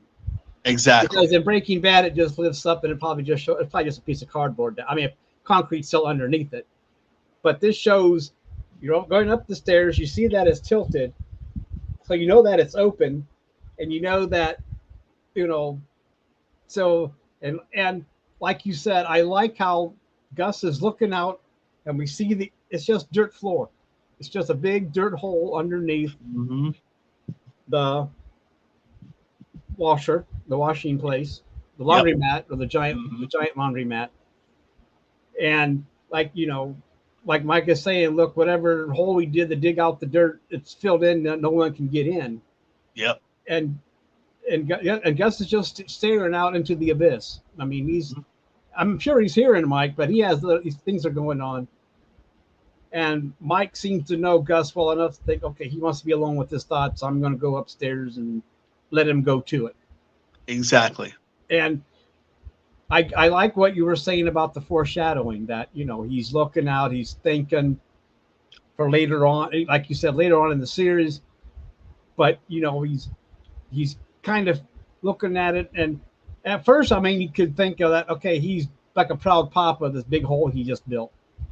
Right. Yeah. He's Exactly. trying Yep. to envision the finished product of the lab. Hmm. Because Hmm. sometimes, you do that. If you're building a house, you might come and look at the foundation and stare at it. Go, okay, it's going to look like this when it's done. When these construction guys walk away, I'm going to have this nice little house. And but you go out there and you visualize it. But or whatever, you know what I mean. But Yep. people that are actually able to build a house, I guess they know what that's like. Okay, yeah, well, that hole in the ground is going to be my 2-bedroom fortress of solitude. But anyway, Hmm. Hmm. he's looking out at it, and but you're right. I mean, I guess to look at it is kind of like foreshadowing too, because he's probably, I guess you could look at it like he's thinking about, well, how else can I use this space? Exactly. Yeah. Exactly.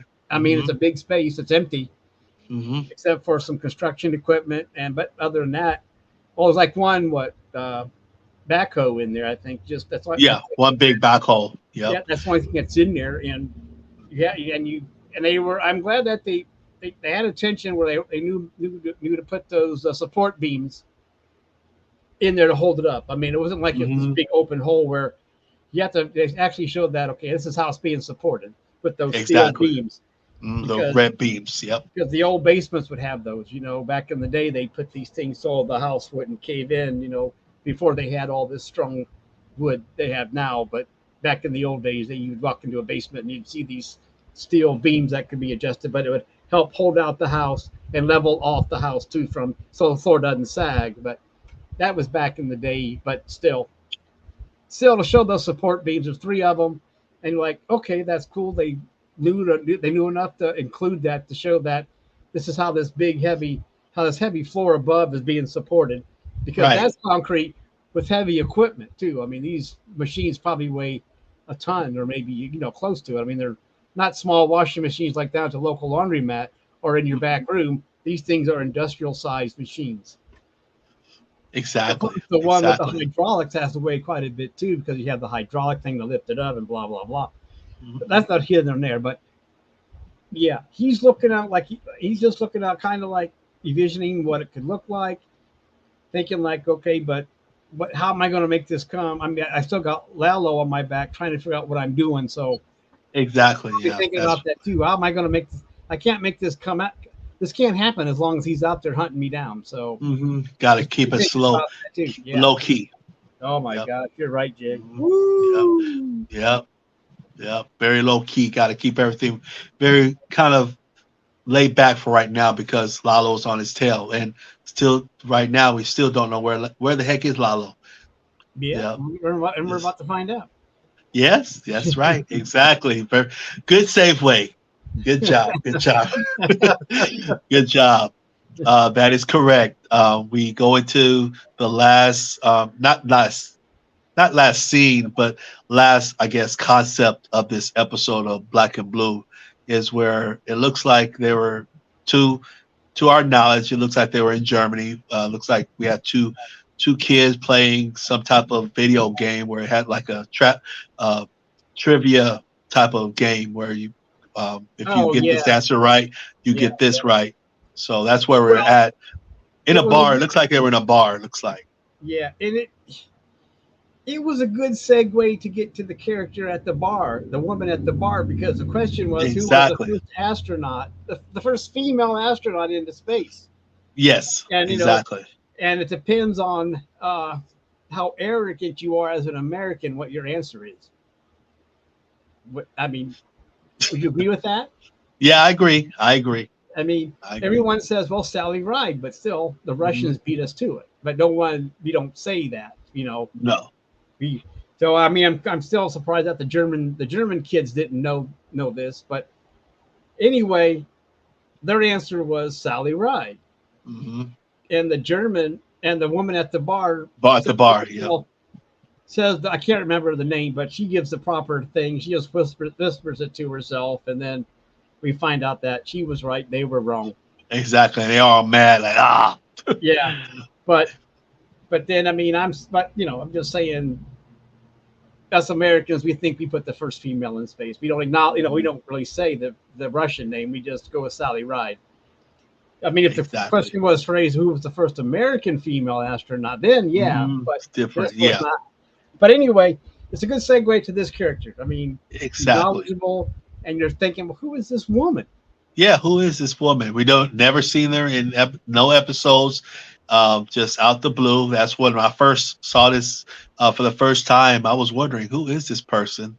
Yeah, Then we and where the rat is practically empty besides her and the two kids playing the video game. It's not like exactly. it's not a full house. No, it was very very subdued, very calm. Little looked like restaurant slash bar maybe it looks like, and then Yeah, yeah, uh, but still, maybe very quiet. But if you want to, I guess if you want some alone time, drink alone. That's the place to go, and still have fun. Yep. You know.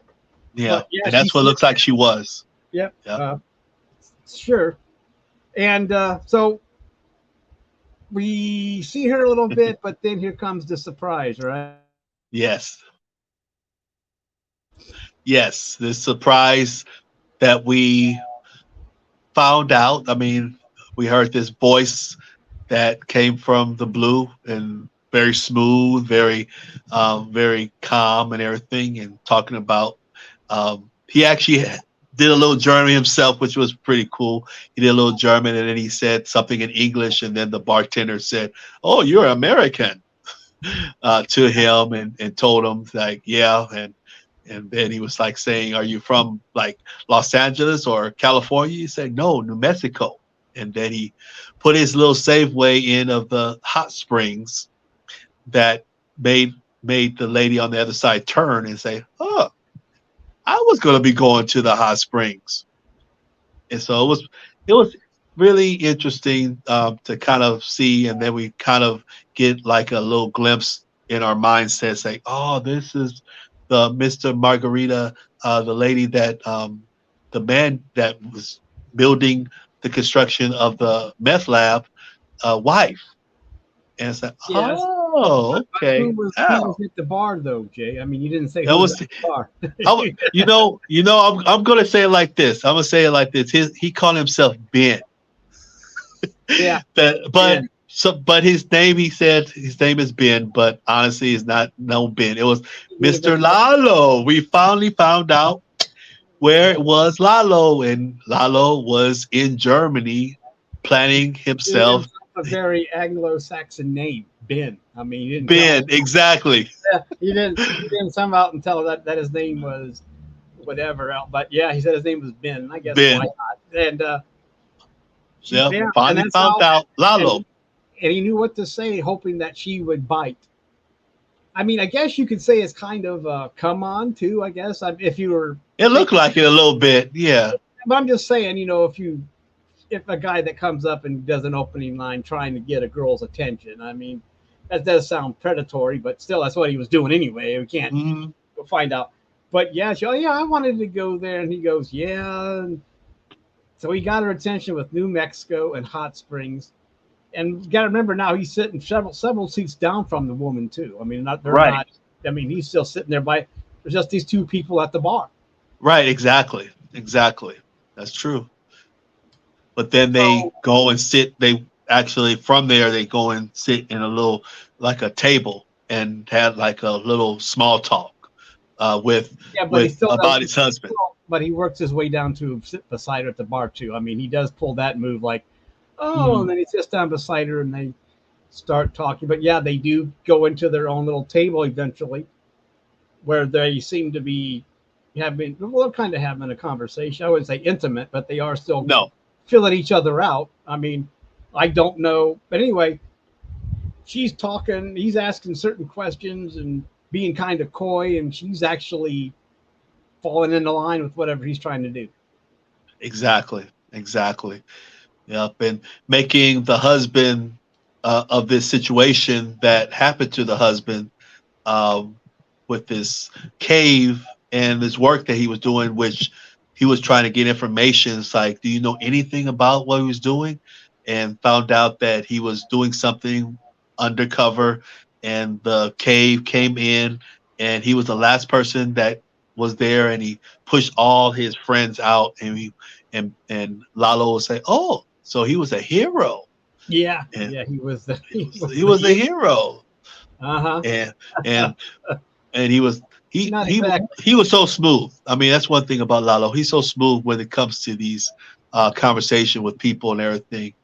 Yeah, So and it's another good performance by the actor, and yes, I can't remember his name. Anthony Dalton, I believe it is. Am I correct on that? I I know his believe last name. so. I think his last name's Dalton, but not the James Bond Dalton. Uh, Right. even though he Yes, could play James Bond, if he they would, could. He could. if Mhm. they would cast, someone that wasn't British. Uh, so I'm just, yeah, he's doing, and we know that he wasn't a hero of anything. No, But no. yeah, you tell her that, and she's, oh, he's that way. It kind of appeases her. Doesn't want to ask too many questions. Oh, a hero's death, blah blah blah. He wasn't shot because he snuck out and did run against orders, and they just, they don't want to take any precautions. I mean, all Yep. precautions. They don't want to take any chances of them being seen out and about. Right. Because, Exactly. people go Any by. type of word. I remember several Germans running around New Mexico. I mean, it's not like, I mean, you know what I mean. I mean, it seems like Mhm. it might be a kind of a big city, but it's small enough where why are there 10 Yeah. Germans running around sitting at this bar? And if they're actually speaking German, they're going to bring attention. I'm not saying there's no diversity in Albuquerque, but still, you don't think of Yeah. if You you'll question. You people scratch if your head people on it. remember that, you'd be like, it's just something you remember foreign people. I mean, yeah, there were Germans in here, and we don't know what they were doing. I mean, and that would lead a trail no matter what. If you don't want to take that precaution when they come back, you don't want to, not a precaution. I keep saying precaution, but you don't want it to get out there that if there's any kind of investigation, that there were Germans, because this whole Right. German Exactly. connection is supposed to be secret. They don't want to. Plus, the German, well, later, whatever, whoever's supplying the help also probably doesn't want to get connected to why the Germans are there. Hmm. But because right now we just think they're probably an independent crew. They just some kind Just of doing they some got construction. a German Craigslist. They probably did, and they answered it, and they came and did the job. Well, not quite, but you know what I mean. So, Yes. but there was a reason they were set up to stay in that place with all the mobile homes and bringing in the stuff. And Hmm. but anyway, Blowing up stuff, but anyway, but making a anyway, hole. it ended up to him being killed because they didn't want Hmm. him going back out, and they didn't want him to. They might thought he was maybe later on that where he might open his mouth because it makes him look weak. So Yep. they shoot him, Exactly. and he's dead. But now we meet his wife, which Yep. is First time. interesting. So, Yep. and I'm trying to figure out how Lalo knows that, found out that she was his wife. I'm trying to figure out how he found that out. Do you know? Do you remember? Or is that just something that we I just take for think granted? I think I recall the situation where Mike was going to that little the place where I think he found I think I remember how it went is that Mike went in and tried to get information about where was the German with the and where was he going, and I think Lalo followed him into the place, and I believe he might have heard him talk to him about the resort Oh, and so who he that's was how we going knew to see at the resort, what. and he was going to resort with the So that's wife, because he's trying to. hot springs. Yeah, because he's trying to get that flight for his wife to come visit. Exactly. That's And he, also a big unfortunately, he jump. shot that guy. So yeah. He shot the So guy that was there in we that. so there we have it. I mean, not only did he leave, he contacted his wife. And remember, this is supposed to be secret. Exactly. So He's doing all wrong stuff. but he let the cat out of the bag. Yeah, I'm in New Mexico. Why don't you get a flight? We'll go to the hot springs. He's treating it like it's a vacation at this Hmm. point. So that's also what hurts him, is that he actually contacted the outside world and told him where he was at. Exactly. And Lalo was The only on way to that. keep her from coming was to kill him. Also, send his body back to Germany for burial. She doesn't come to Arizona. Doesn't see any more what might be happening, because if she comes, he might tell her She more. would have been dead. She Oh was yeah, but going to still, die. who knows what else he would have said? Yeah, they're in the hot tub. Yeah, we're digging this hole underneath this laundry. I don't know what the hell that's all about. And then Hmm. then that word spreads. And then she goes back to Germany and tells her friends, "Hey, yeah, they're digging a hole." Hmm. So Yep. all these loose ends. So Mike, they have to they have to get rid of these loose ends, and the only way to do it is to kill the guy that let the you know that out got the word out. And I Hmm. guess you're right. Lalo does find out that that's what it is. So he still doesn't know what's going on. So No, he still doesn't he's know. heading off to Germany trying to figure out if she knows what's going on. Hmm. Yeah. Because What is the chick man doing? What is he doing with this big building? What yeah, he's building? He yeah. still So doesn't know. yeah, and he takes this trip halfway across the world to do it, to get to Yeah. Germany and meet I this, know. set up meeting this woman and make and it's amazing that it goes according to plan, because I could have went sideways. Like, she could have just completely ignored this guy. You know Hmm. what I mean? I mean, Exactly. you're taking a chance no matter what you say. You could say, yeah, hot springs, and she might just still ignore you, saying, okay, whatever. But she True. bit. She took the She bait. she She did. did. She really did. Yep. And maybe she was, I mean, maybe she was kind of feeling lonely too. Her husband's gone, and she's still, She's alone. grieving. Yeah, She's she was grieving, grieving. but Yeah. still, I don't. But maybe she just wanted some conversation, like we've noticed, she's sitting there by herself. But anyway, it doesn't matter. Hmm. He's trying to pump her for information, thinking that maybe he did, but maybe she does know why he was in New Mexico. But she says, I don't know, something secret. We don't know. I don't know what it is. Hmm. And Yep. he's still thinking, man, I don't. He's not. Yep. He doesn't know what's going on either.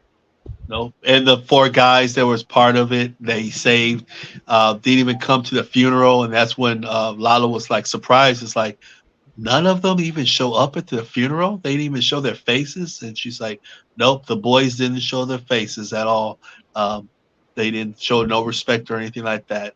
I think Yeah. one. I think he did mention, or she mentioned to him, one of them maybe brought something uh, to, or not brought, but sent something to her uh, for the situation that happened to the boys that died through the Well, I quote think unquote I'm trying to cave figure out. accident. I think it went something like they said.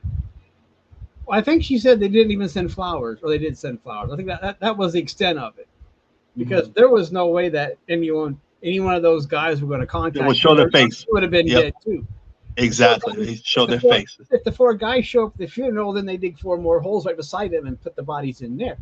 So no, I mean, I know they're disrespectful, but it's either be disrespectful or dead. So make your choice. Right. That's why I Exactly. think there was Hello. a company line. I mean, I'm sure.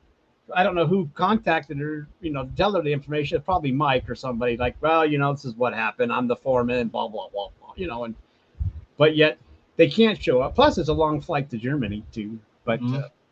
Exactly. I know what she's saying. I mean, well, I guess since he supposedly saved their lives, why wouldn't they come and pay respect, saying, and then come and tell the story? Yeah, we were trapped in there, Exactly. Yep. and just make you know how that goes. You're at the funeral Mhm. and you're getting answers. Oh my gosh, really? Yeah, if it wasn't for him, we'd all be Mhm. dead. You know. Yep. Oh my gosh, I was trapped underneath this beam, and he got this board and pried it up, and Mhm. And oh, push me oh out. pushed me out. He pushed him out, and he stayed in and took the explosion as he pushed me out. And if he wouldn't have done that, I would have been dead too. Oh, Right. he's a real hero. And they all would have said, if it's a real situation, they all would go Right. like, yeah, he told us to run, and he had to hold this thing up, or it would have fell on us, whatever. But Exactly. but yet they don't come to tell this story, and Nope. she won't know this story since it never happened. So, Yeah. It but I never mean, happened. still, she knows he's a hero. I mean, even though she doesn't hear the stories from the people that don't come and say it, she knows that he died a hero. He saved his men, and it's still. I mean, you might, yeah, okay, but he's still dead. It doesn't. I mean, it still doesn't make it Yeah, better. no, no I mean, comfort. No I comfort. guess, yeah, you went out a hero, but still, you're going to miss him. He's dead. Yep. Okay, Yeah. and you're still Yeah. going to And she, mourn. It's like, oh, he's here. I feel better now. I'm just going to go about my life. I mean, right. no, it doesn't matter. He's dead. You're going to miss him. He's your husband. He was out doing a job, providing for the family. Oh, she had a job too, but he was bringing in money too, and plus she has to be proud that he was also with a secret project. Okay, I Mhm. mean, when you think secret project, you think, oh, it must be a government thing. Yeah. Yeah. You know what I mean? Hmm. Maybe it's something with he's doing something for the Gestapo or something. You don't know. I'm Don't sorry, know. it's a bad Germany joke, but I hear you. but anyway, he's but yet he's in America too. He's not just he's in America, which still holds some esteem somewhere when you go to America to work. Yeah, I mean we don't. I know we're kind of tarnished, but still, you went to America. You're doing something secret. It's probably for the German government or the American Mhm. government wants your expertise in doing something secret for them. Maybe it's something for the American defense. Who knows? But Yeah. anyway, she's proud of this man that went to do a secret job in America, Hmm. died as a hero, but it As a doesn't hero. matter. But still, he's dead. He misses her, and he misses her. He misses him, and it doesn't. You're still going to mourn about it. It doesn't matter. You're still going to be sad Hmm. because. But anyway, I'm going on and on. So anyway, they talk in the bar, and she doesn't really give him any information because she doesn't know anything.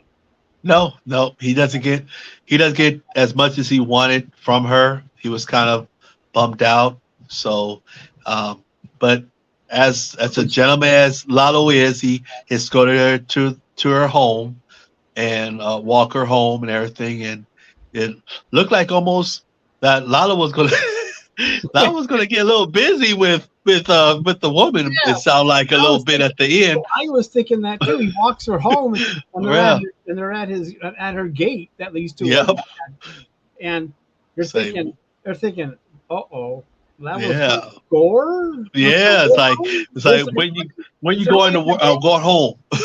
this early in the game of her morning period, he's going to go in there because you think, okay, he's going to get some bonus activity here, Hmm. and but I think that was I think that was set up, that tension. And like I said, I mean the actors got that tension, like, is it or isn't it? Is she going to Right. invite him up to her place, or is Lalo just going to grab her and force her in? Do a True. Lalo move, like, okay, he grabs her, puts a gun to her head or a knife, and forces her to her apartment, ties her Tell up. me something. Yeah, tell me Yeah, something. yeah. Because I mean, he could be invited in, or he could pull a Lalo and say, "Fuck this! Oh, screw this! I'm Hmm. sorry, gosh darn it," and just throw him up there, and pull one of those. But it just turns out that they just say a cordial goodbye. She Yep. walks in, and he walks off, and then we see this, a fast Uh, one of those speedy things where it goes from night to day, Correct. Yep. and And she he comes walks off, back. and she walks out to go to work. He crosses the Work. street and breaks into her apartment. Exactly. Yep. Barking dog, dog Yeah. barking and everything. Luckily, And he was the like, dog was the dog had a they had one of those baby gates. yeah, The yeah, dog baby wasn't running king. rapid to bite him or anything, so he was able to. I think he petted her or gave the dog food, right, or something to Hmm. calm her down. Something. Yeah. And then spoke to her in Spanish. Yeah, somehow the dog Yeah. and the dog understood. Not only and the dog and I Germany. bilingual, Spanish and German. Right. So there Exactly. you go, a bilingual dog that can understand both of them. But still, he's trying to win the dog or keep the dog from, you be friendly, hope the dog calms down, thinks you're a friend, and Right. leaves you and just lets you go about your business. And dog does Right. quiet down, and we find and he's there trying to. Okay, she's not telling me anything, but there has to be some paper trail, right? That's probably what he's Something. looking Yeah. for, right? I mean, why else would he Hmm. be there? Exactly.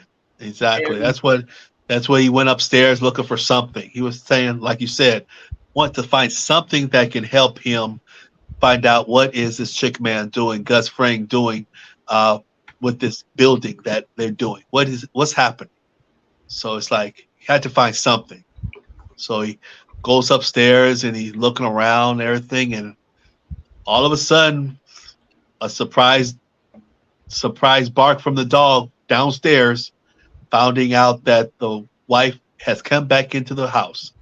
I'm like, oh man. I was like, oh snap. I'm just thinking to myself, oh boy, Lalo's going to have another victim that he's going to have to um, do away with because she was just at the wrong place at the wrong time.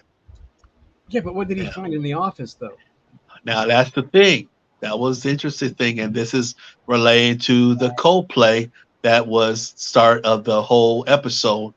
He saw the little emblem of the engineering scale that was in her bedroom, and it had, like we said, with love for the boys. He looked at it, and he looked at it, turned it, and found out like a little sticker on the back of the sticker was one of the people that was part of the construction.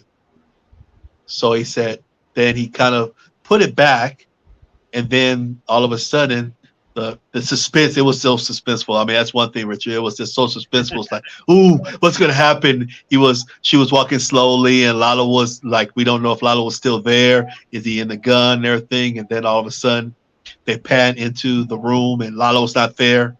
And then they pan to the window, and the window, she looks at the window, and it's open. And then all of a sudden, and that's the end of the episode.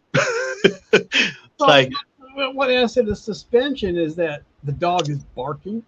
She lets yes, the dog out. The dog is barking up the stairs, like like he's ratting. The dog is ratting him out.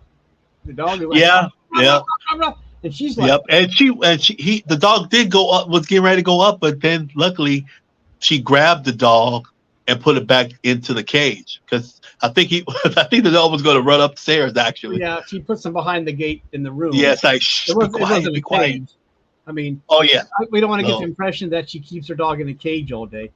Though there are no, people no, that do like do little, that, and it's mean. But he does get his own little room to poop and pee if he needs to.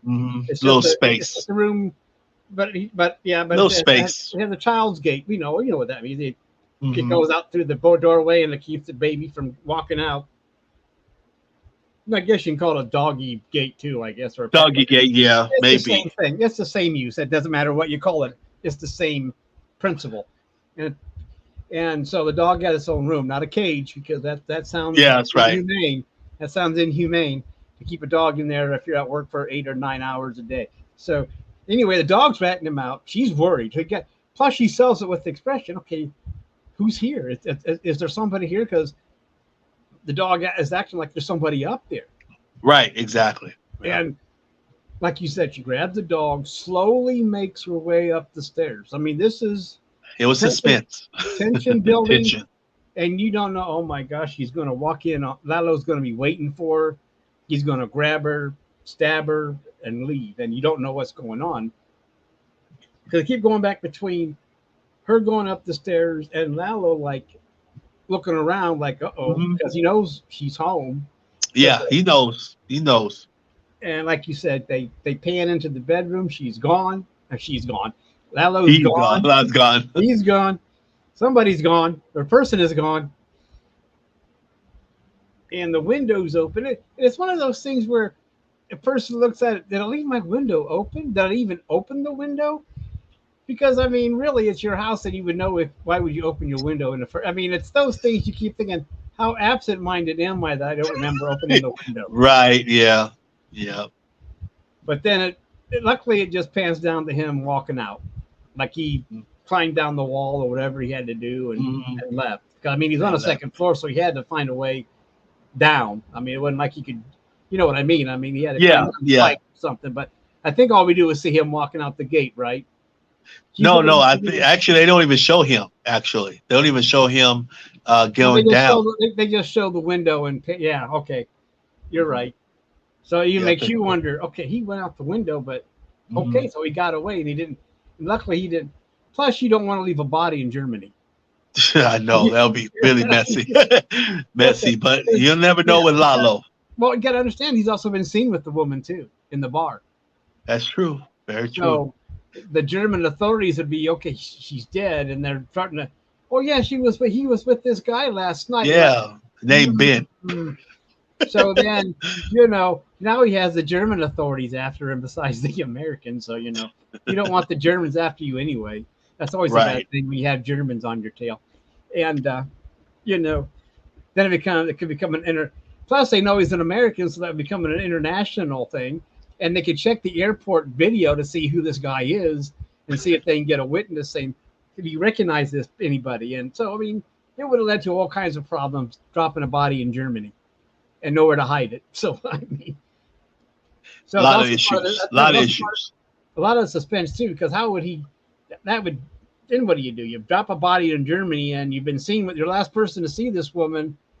I mean, besides at work, but yet you see the night before, and everyone knows that you were sitting at a table, looking like you're having an intimate conversation, and you don't want to be on that list. And plus, no. Today's security, you'll be able to. There might be even cameras in the bar. I don't know. Germany probably has a lot of crap going on too. I mean, plus the airport security cameras. They flew in. I don't think he drove, and or took a cruise. So right. So regardless, he knows the dangers of dropping a body. So for him, he had to. So that's on his mind too. That's why he's like, "Oh my God, I got to get out of here because I can't drop her. I can't drop a body."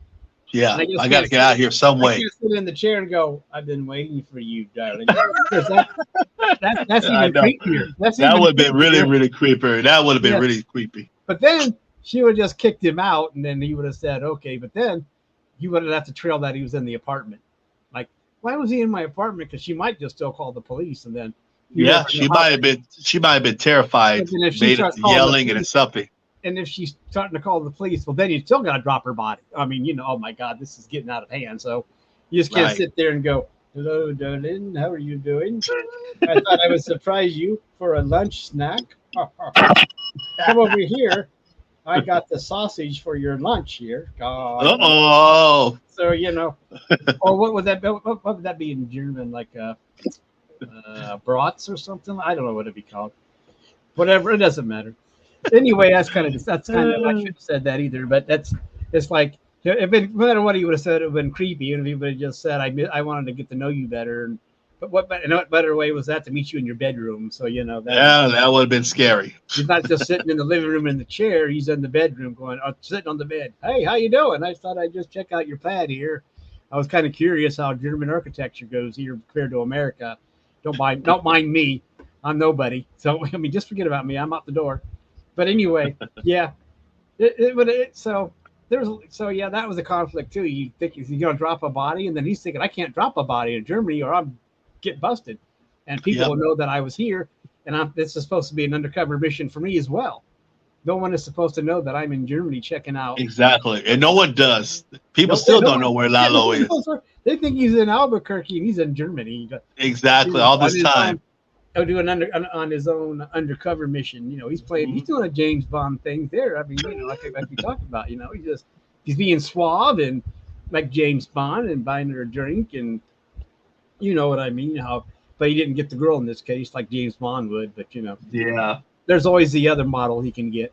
But anyway, that's how it ends. Like you said, that's how it ends. I mean, we just he's he's even he's kind of got another. He knows that he was there. He didn't get any information except for that box or whatever it was that he looked at that we saw in the cold play. So that did Mhm. come back later on, and we know that, and we find out that it belonged to him, Yep. and Yep. someone made it for him. One of them. Yep. One of One the of guys that were there. yeah, it was a machinist or a craftsman and made that for him and gave it to him, and so that gives Lalo another name, maybe. I Yep. mean, I don't know. I So, don't know if he knows that he's working there, but it gives him a name to check out. It's a clue. yeah. There you go. I That's mean, a clue. yeah, Exactly. That's it's and just a clue. I mean, that's it's a okay. clue. Maybe this guy knows what's going on because Mhm. right now Lalo is chasing down everything he can find, and you know, and plus when she says it was secret, it's like he's got his work cut out for him because if it's secret, nobody might be talking, and knowing Gus is already tight-lipped as is, so he knows what he's up against. Mhm. But he does have a clue, and he's sniffing around, Yep. and He's you getting know close. He's getting close. he knows he Very, is. very close. Yep. Yeah, like he's not listening to being when he was told to back down from Gus. He's following Hector's orders. Hector says, Yep. "No, go after this.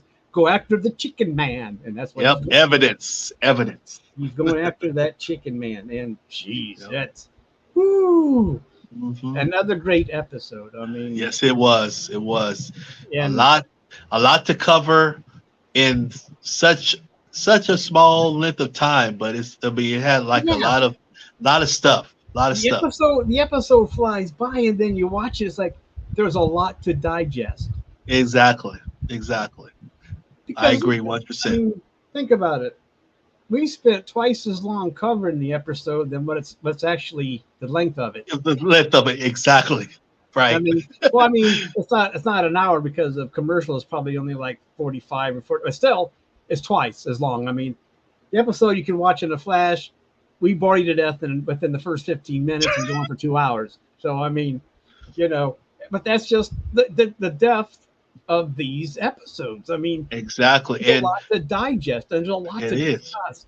And you know, I don't know.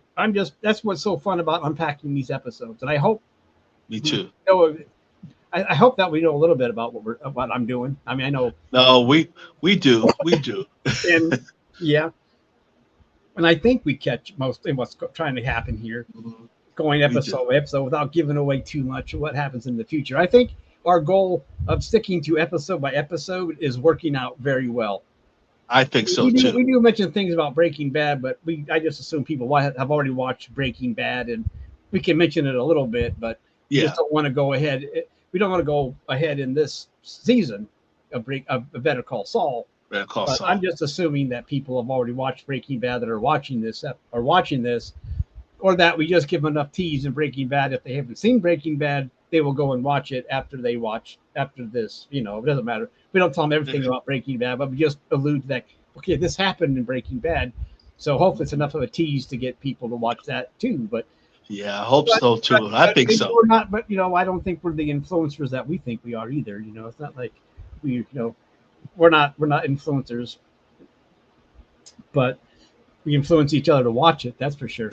Yeah, yeah, definitely. But we're having fun though. I don't care. Yeah, I agree. I'm having a lot of fun digesting each episode and getting our And it's good. opinions and And it's everything. good to bounce off of other people. Besides sitting Yes, there in your chair by yourself, and then okay.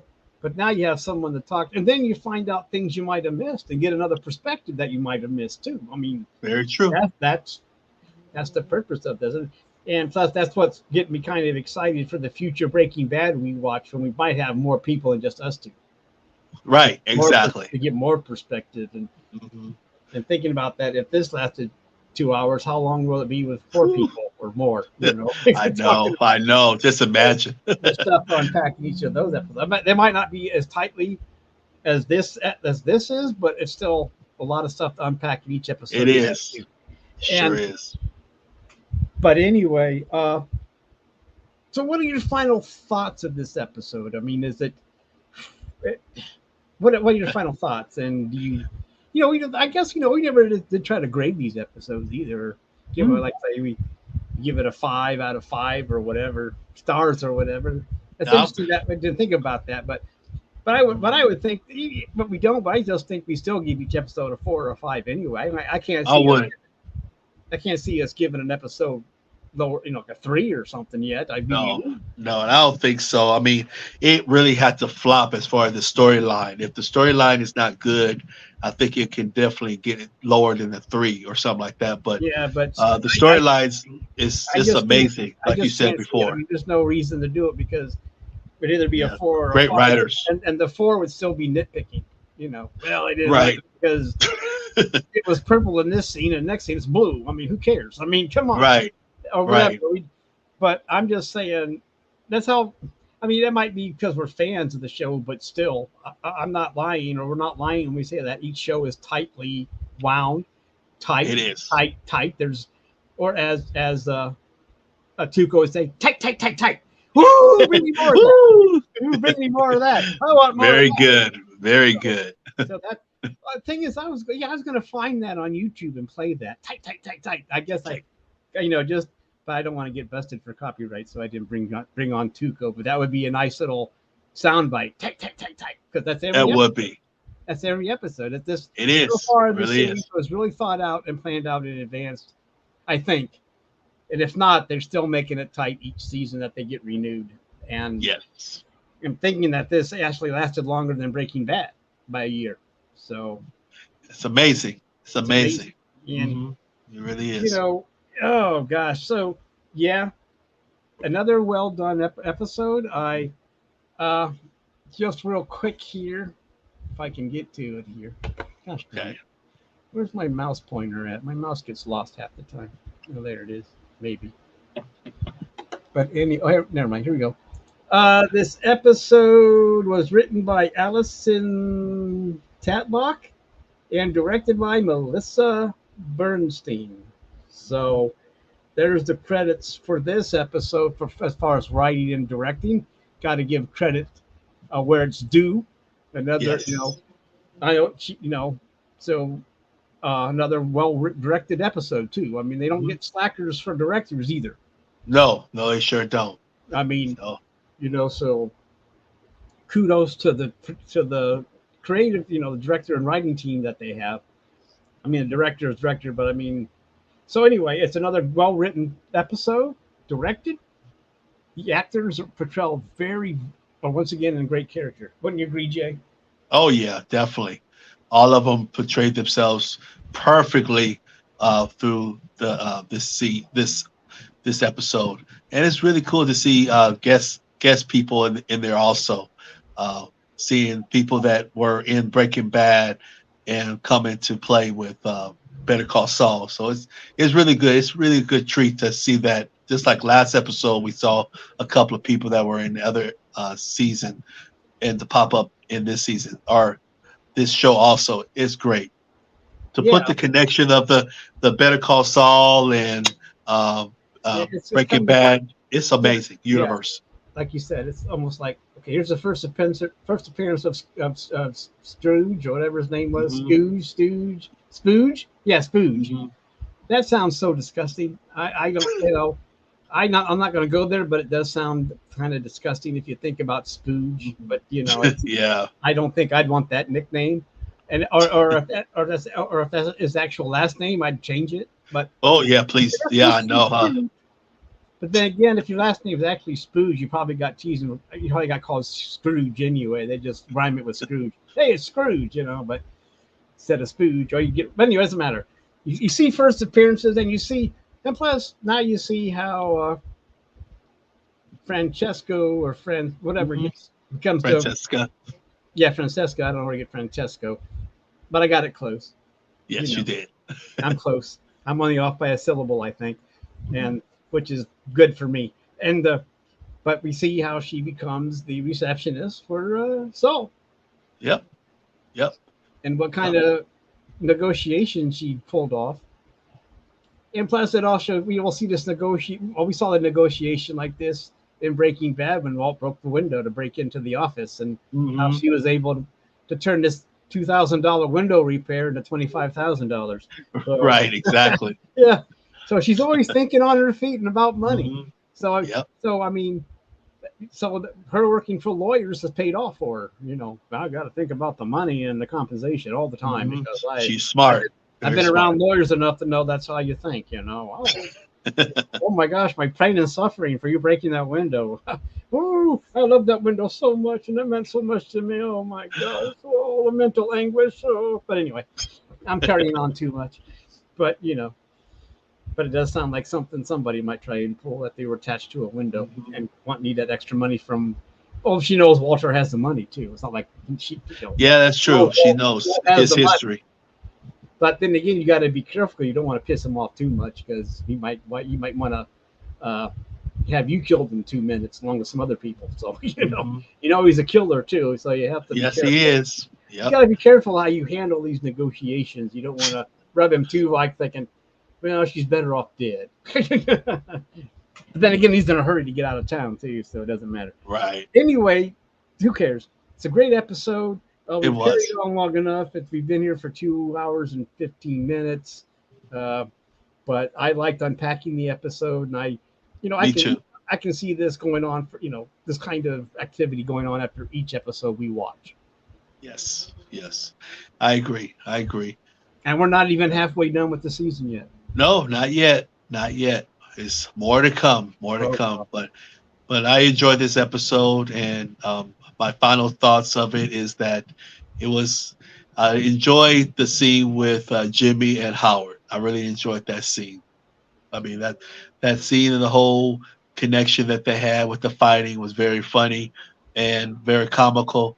And I know they had a good time filming it. I bet too. So it was it yeah, was a good scene.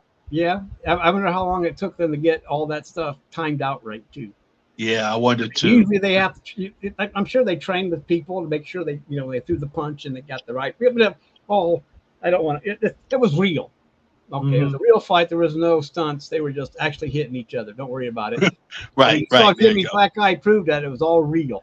It was Okay, all real. Exactly. there was no Yeah. Hollywood fakery here, people. Nope. Nope. Nope. There were a It's like lot of I'll good fight scenes for in this, you. I'll fight for you. but yeah, that was another good one.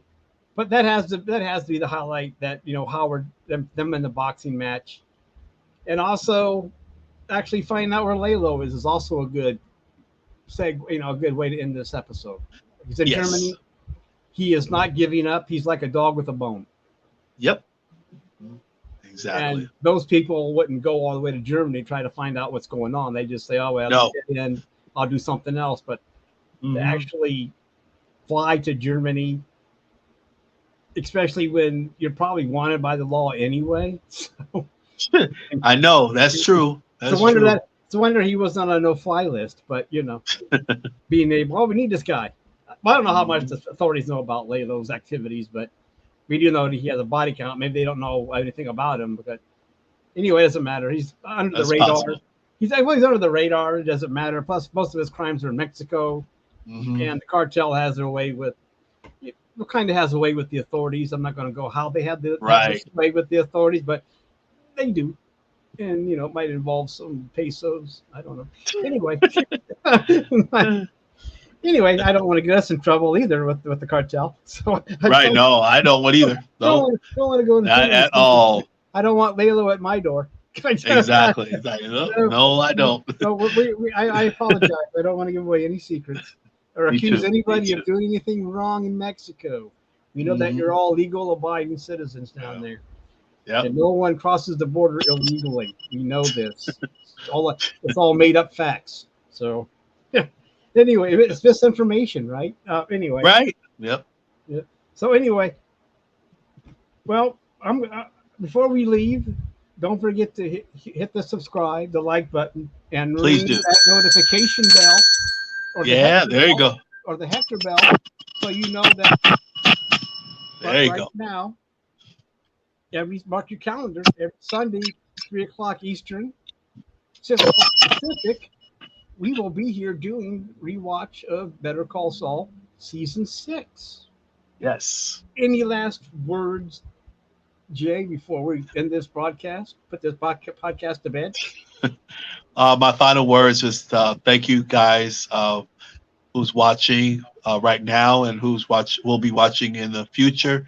Uh, really hope you enjoyed yourselves with us dipping our teeth into this episode, and look forward to you guys coming back next week and hearing us talk about it some more on the next episode. But As really we, appreciate it. what is it? Every episode 6. Do you know the title Six. offhand? Not offhand. I think it's maybe plan and execution or something like that. I think, but I might be wrong. Well, we'll tell you next week what it's called. Exactly. Exactly. Or you can We'll Google make it real sure. quick. You can Google it real quick, and tell us later on. But yeah, you're right. What is that? I don't know what the next episode is. That is an interesting. Uh, so let's see. Episode what? 6. Six. Axe and grind. I was way off. Yeah, but you were kind of, yeah. But still, it's an intriguing title. Axe and grind. Axe and grind. Yep. So it's another one like this one, Black and Blue, and the last one. So Axe and Grind is episode 6. All And right. we'll be able to tell you if that Axe and Grind, what that is all about. I mean, these titles actually do mean something. They do. Exactly. They Exactly. there's also, they're not just made up for Sorry. fun. So anyway, Exactly. we're out of here. All Everyone right. have a Thanks, good week. Richard. Well, thank you, Jay. I appreciate everything you do to keep me on. Well, try to let me know what's going on and keep me on task, even though I do get sidetracked a little bit. So, My pleasure, bro. and I try My to watch pleasure. the swearings. I don't want to have this be a swear fest, even though, I apologize to you when it's offended. Oh no, it's okay. Offended by my Quite all right. F-bombs, but Be you. the show's just, they're intense for me. And once I get excited, it's just, I can't control it sometimes. But anyway, Understandable. But that's what I used to tell the women. I couldn't. Anyway, that's neither here nor there. That's too much information right there. With that, we are out of here. All